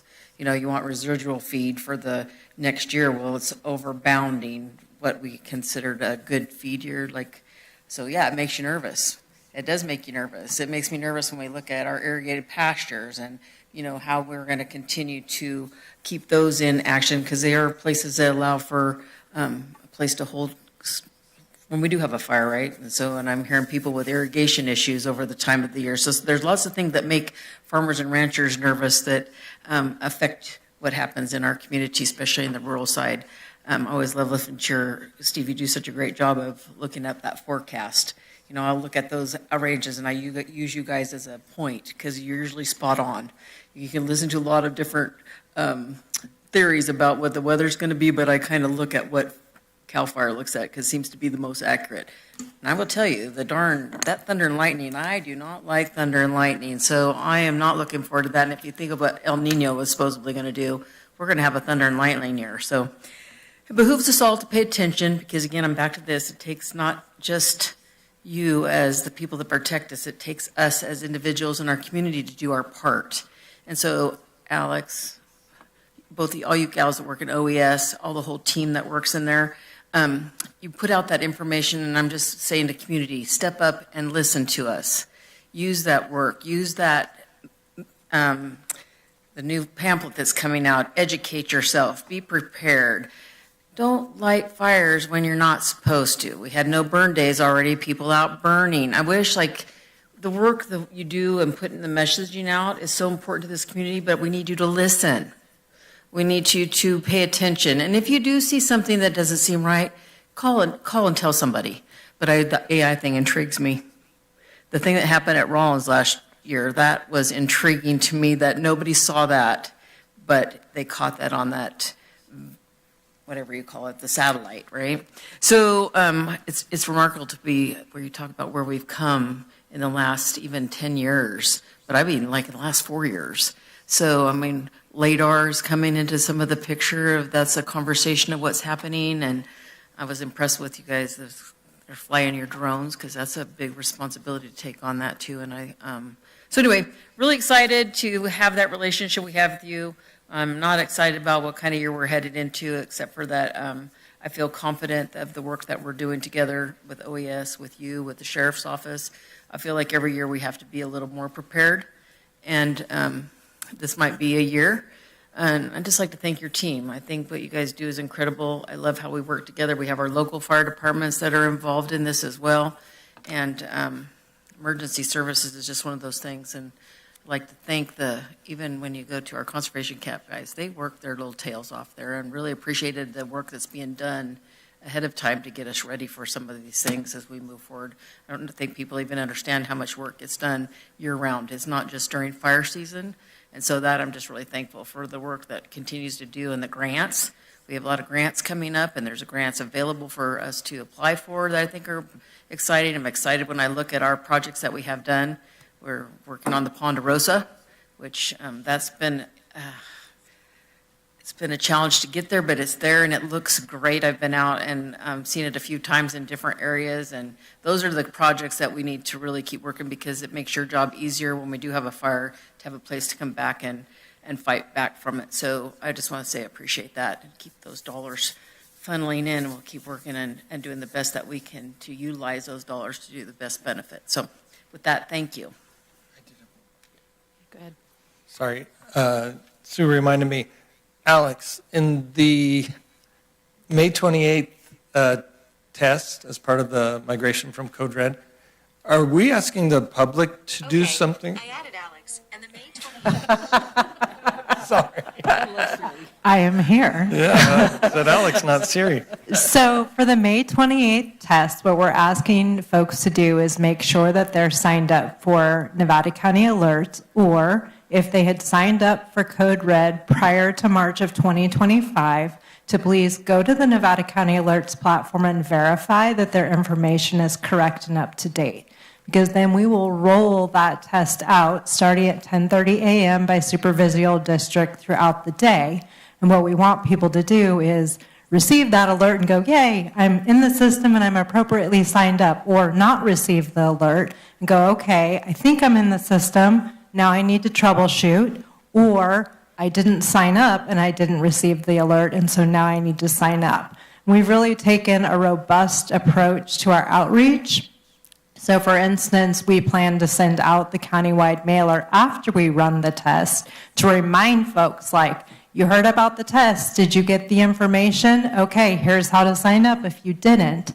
So it's not a specific ask of the community on the 28th, but it is an ask of the community prior to the 28th, so that they can verify that they're getting the information they need. Thank you. Thank you. Thanks for the presentation. We really appreciate it. I think, I really appreciate all the technology. You don't really understand it. I had the opportunity to go up and see it at the CAL FIRE base a year or so ago. I was really impressed, and I think that's made a huge difference in keeping our fires at much smaller levels. And I also appreciate the fact that you said that you're going to be keeping the air attack base in perpetuity. So whatever we can do to make sure that that happens, and I know our team's working really hard to see if there's a potential for doing the expansion there. So whatever we can do to make that happen, that is such a huge resource and benefit for our community to have that here. And I truly believe that that has helped us have several of our larger fires over the years not spread because you guys were here and on it so quickly. So with that, there's an opportunity for public comment. If anybody in the audience would like to speak on this, now's your opportunity. Come on down. No? Okay. So you need to, if you want to make public comment, here's your chance. You just need to come to the microphone there. Okay. Are there any callers, Loriana? No callers, Chair. Okay. We will close public comment, and we will make sure you get your question answered when we're through. With that, if there are no final comments or questions from the board, I would look for a motion to adopt the resolution for the presentation. So moved. Second. All right. District 1. Yes. District 5. Yes. District 2. Yes. District 4. Yes. District 3. Yes. Great. Thank you so much. Sorry we ran a little bit behind today. We appreciate your patience and your time. And Chair Swarthout, would it be okay to get a photo op? Sure. If you guys are willing. Everybody likes to have their picture taken with firefighters. That's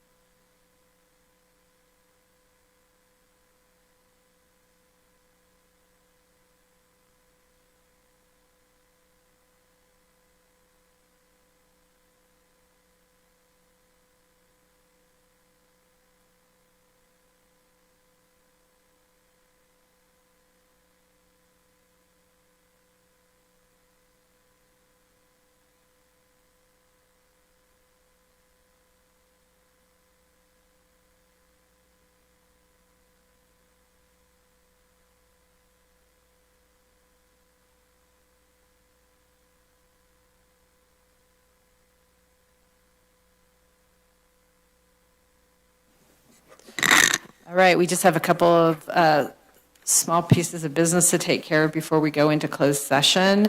So I'm going to ask County Council on this item. Yes, Supervisor Bullock was going to make a recusal announcement. Yeah, sorry about that. I did not properly track that, and I have something to say here. Let's see. I usually make a recusal for Bright Futures for Youth items, but I need to note a conflict issue regarding agenda item 10, which was approved earlier on the consent calendar. I previously owned property where the nonprofit involved owns and pays me rent for that property. Because of this, I need to recuse myself from item 10 and ask that the minutes reflect my recusal from item 10. I will not participate in any consideration, discussion, or vote on that item. Okay. So I would ask for a motion that the board remove agenda item 10 from consent and reconsider the action as to take this as a separate action without Supervisors Bullock. Do I have a motion and a second for So removal? moved. Second. All right. District 1. Yes. District 5. He's recusing. He's Recusing. District 2. Yes. District 4. Yes. District 3. Yes. So then we just need a motion to approve item 10. So moved. District 1. Yes. District 5 recuse. District 2. Yes. District 4. Yes. District 3. Yes. All right. Thank you. Thanks for the clarification. Sorry about the misunderstanding. All right. So we have a closed session now, and we were going to come back and do announcements, but I think if everybody's okay, given that we're running late, we want to wait till our next meeting to do announcements. Does that work for everybody? Is that okay? All right. So at this point, I'd ask County Council to read us into closed session. Thank you, Chair Swartha. There are 2 items for closed session, both for pending litigation. The first case is Rise Grass Valley v. Nevada County, and the second case is Caller v. Nevada County Superior Court. Okay. Is there any public comment on closed session? Phone calls? No callers. All right. Seeing none, we will close that, and we will go into closed session.